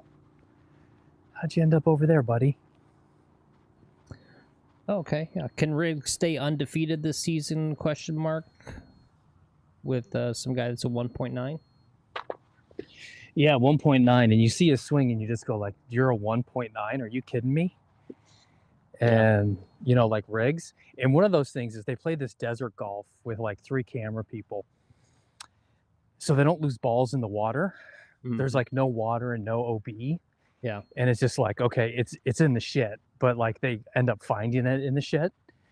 And you know, whatever. You can hit off dirt just fine. That's no big deal. Especially if you're used to it, because you're always in the shit. That was a par, yeah? Yeah, that was a par. All right, cool. Yeah, let me take a look here. Take a look at this guy. He's a big boy. Oh, they're at TPC Scottsdale. Okay. Yep. There's no water at TPC. Especially if they're playing the desert course. That's my second home course.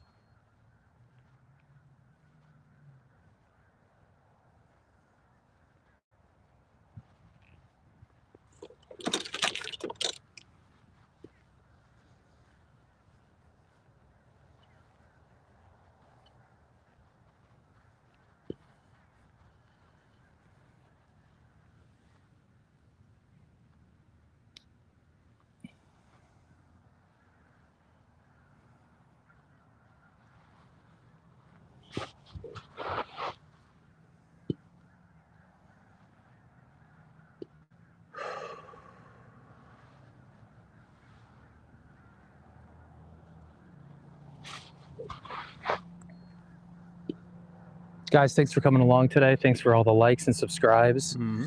Donos, chatting with Phil. Appreciate it. Yep. All the chats. I appreciate all the chats, keeping me entertained out here.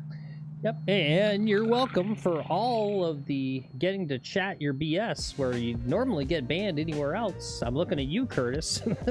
That's exactly what I'm talking about. And I'm just like, whatever, I'll let it pass.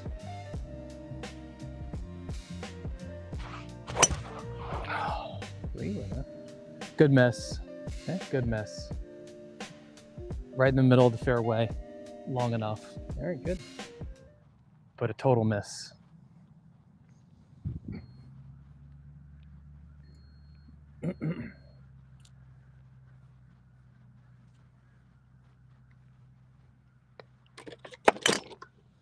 That's a good tip, Jimmy. Jimmy says he's been playing for 14 months now, and one tip that seems to be effective in my improvement is tempo over power.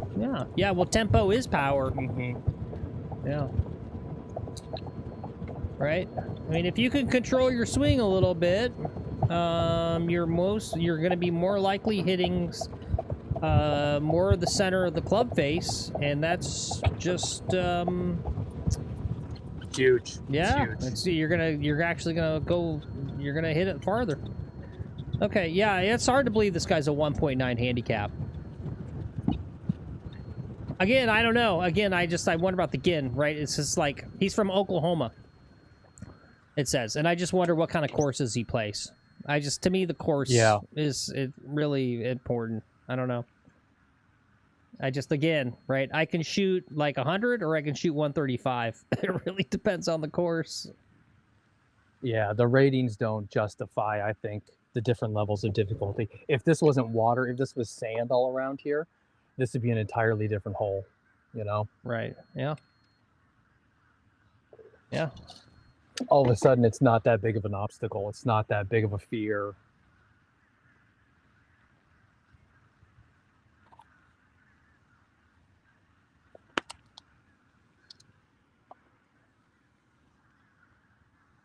All right, I've got 150 left for the last shot of the day.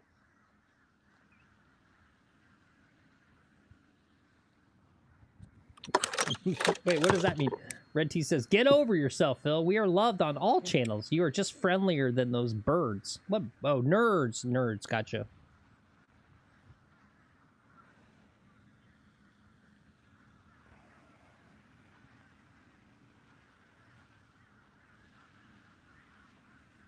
Oh my god. Oh yeah. Oh my god. Oh yay. I'm watching this. Yeah. I don't know. I get it why people are constantly about this Riggs guy and his handicap not being real. I get it. I don't know. I don't know. Or this guy. Oh my god. That's my point. Oh my god. Yeah. This guy couldn't putt to save his life. So a 1.9? Yeah, right? I don't know. That guy's Yeah. as good as me? Yeah, I don't know. Yeah, I just, yeah, I whatever. Yeah, it's not a court of law, so whatever. I don't believe you. I think you're lying. I mean, who gives a fuck? Yeah.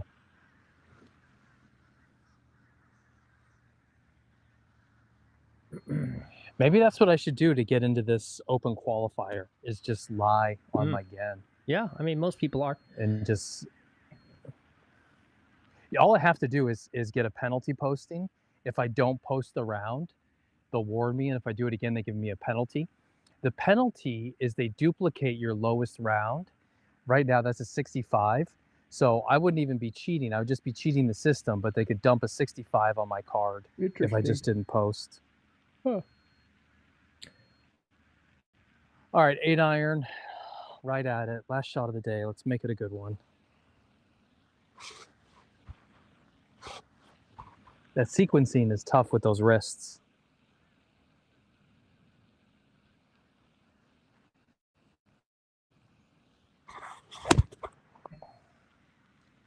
I yanked it left. It's okay. It's Okay. chippable, but I right. yanked it left. Yeah, good. That's tough. Tough shot there. No, it's not. Okay. It's not. Well, Thank you for the cope. It's yeah, not. All right. 9 irons go 300 yards on that baked ground in Oklahoma. Okay. Red T says he played a river bottom course back in the 90s. On it was 30 to 40 yards longer with every clubs because the ground was concrete. Yeah. Interesting. Mark says he plays scratch in Vietnam and 2 in Scotland on average. Huh. Okay, that's pretty darn good, Mark. Good for you. Yeah, I don't know. This guy, I'm watching a little bit of this video you're mentioning. This guy, he can't drive it straight. He's got a massive slice off the tee. I don't even know how you can break 80 with that. Oh, and this guy duck hooks everything. Right? This Riggs guy. Riggs? Yeah, like they both, like, oh my God. They're like, they're almost as bad as I am. I don't know what to say. Yeah. Oh my God. It's cool though. It's cool to see one of my old courses. I miss this course. I was talking about it before. This, if you guys know this video, this, right? It's this thing here. This video. Back in the day, assuming this is the desert course, I think it is, not the stadium course. At TPC Scottsdale, you could go out there in the afternoons in summer, and it was like $8 back in the 90s. Paul thinks Riggs is a fraud playing the GIN system. It's obvious. Okay.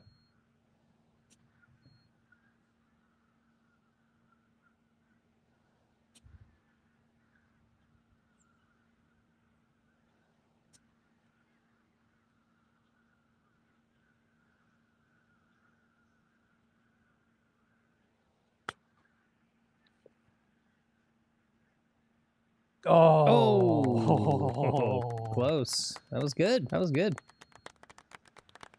Mac Butcher and Mason Nut both play huge slices, though, Phil. Mac is a plus. Well, the Mason Nut guy, is that really a slice or is it a power fade? I mean, that guy crushed. The thing is, he's got power.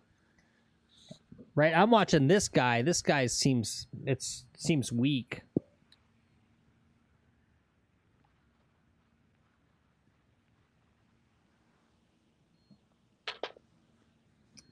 All right. Good par. Not Thank bad. you. Not bad at all. All right. I'm not really sure how many putts I missed. I'm going to go ahead and put it at somewhere around 30. So I don't know. Is that good? Okay. Is that good, 30 putts? I have no idea. I don't either. I don't think so. I don't even know. What's good for total putts in a round of golf? Okay. Oh, yeah. Good total. Under 30 is excellent. 30 to 36 is a solid average. Over 36 needs improvement. Okay. There you go. Mason actually plays a hook. Well, why did you say that he plays a huge slice, Red Tees? Why are you... See, there you go. You lied to me. Normally, normal live stream channel, banned. Banned. See, and that's it. I let you guys say stuff. Paul said he thinks Riggs is a fraud. Boom. That's trash talking a fellow creator. That's a ban. You guys see how good you have it here? You see what I'm saying? If anyone else was doing live streaming, they wouldn't even let you have those opinions. They go, you can't trash talk other creators. I'm going to have to time you out. That's what they do. You don't even know how good you have it. I'm so fucking nice. It's crazy. That's true, though.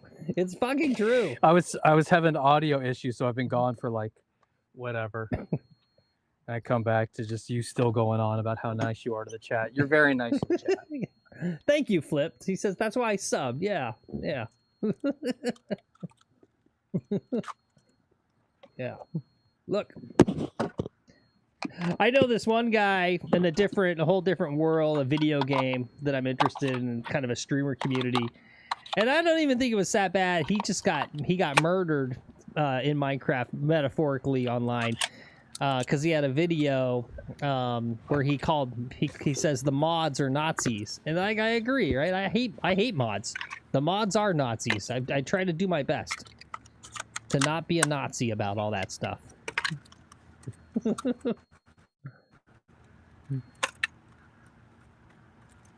Oh my god, this Riggs guy sucks!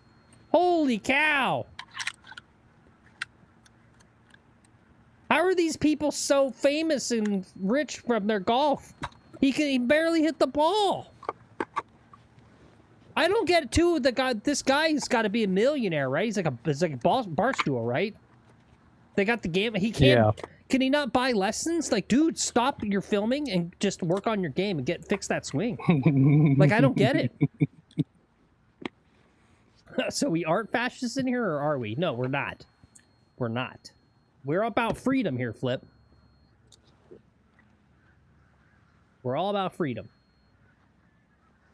Didn't lose a golf ball today, Phil. Yeah. Oh, really? Nice. Well, what about the one you threw in anger? Did you actually... I picked it up. Oh, okay. I picked it up. Does that count or no? I don't know. That doesn't count. Did you keep playing that ball? Yeah, I think so.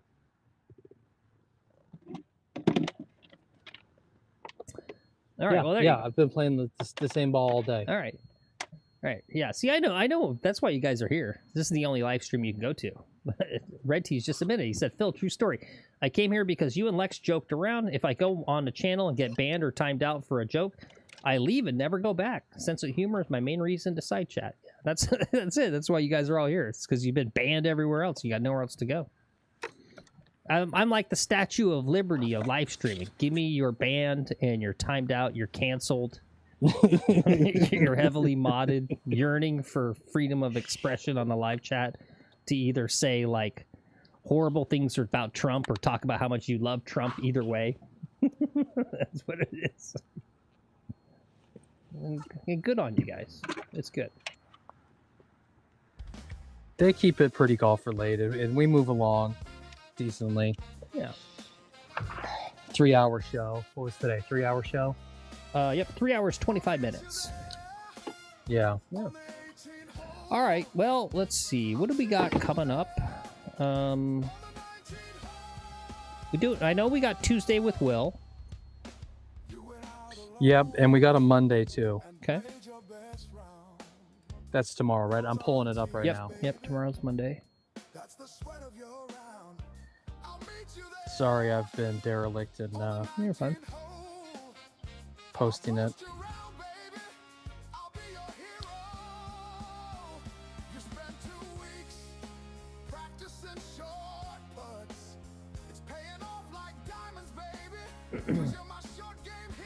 What if we snuck in here ages ago and became part of the community? Will you then send someone to forcibly remove us?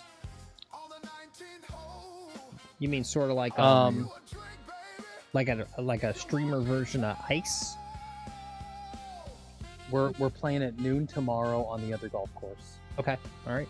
There you go, guys. Noon tomorrow. I'm West excited to course. go play the other golf course. It's gonna be. Looks like no one in front of me. There's a twosome who's only playing 9 holes Okay. in front of me. They've got a 30-minute head start. Okay. So, but it's probably going to be one of these ones where it's noon, but we tee off a few minutes early. Okay. All right. Cool. It'll definitely be one of those. We're teeing off at like 11:55 probably. Yeah.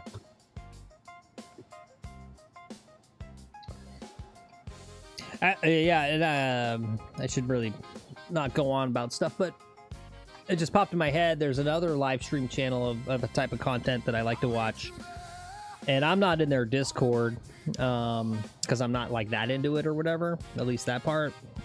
But I was watching his live stream, and he was talking about like things got so out of hand in the Discord, and it sounds like basically with the mods, the moderators in the Discord getting so crazy and unhinged with just banning everyone, that it got to a point where the guy had to fire all of his mods, all of his mods in his Discord and assign a whole new group of people to be the mods to like fix the problem. And then the problem came back again. Those same new mods got drunk on their power after a while and started doing the same thing. Yeah. Yeah. Well, there you go. All right. Anyway, we'll be back tomorrow at noon. West course. Yep. Lex is saying bye. I guess that means it's time to go. Bye, guys. Take it easy. Paul says, yeah, see, that's the other thing, Paul. Paul says, would it be okay for me to post a link to my new golf book here? It just came out on Amazon. See, that's the thing, Paul, is I'm going to say yes. Go right ahead.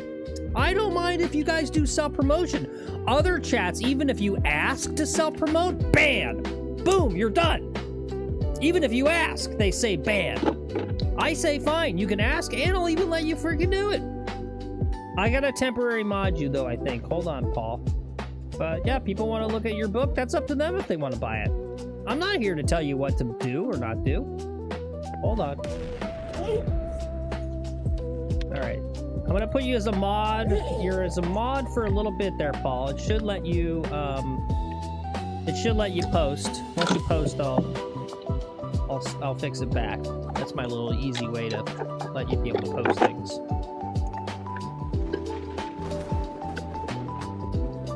Actually, you know who's really awesome? And really just constantly just like, what a fucking guy is so awesome is Golf Sidekick. Golf Sidekick had a community post about some channel I'd never heard of, some guy named Roger Golfs. He's got 811 subs. And he had a video where he was like, oh, I'm going to try out the Golf Sidekick like course management system type thing. And, you know, Golf Sidekick just gave him like a massive boost, massive exposure with nothing in return. Just a fucking awesome, just a fucking hell of a guy. Like literally, just if we could all be more like Golf Sidekick, it would be a much better world. He just really is. Like, it makes me happy that he comes and hangs out with us and likes us. Like, you can't really ask for bigger validation. Yeah, he really is like the king. To me, he's the king.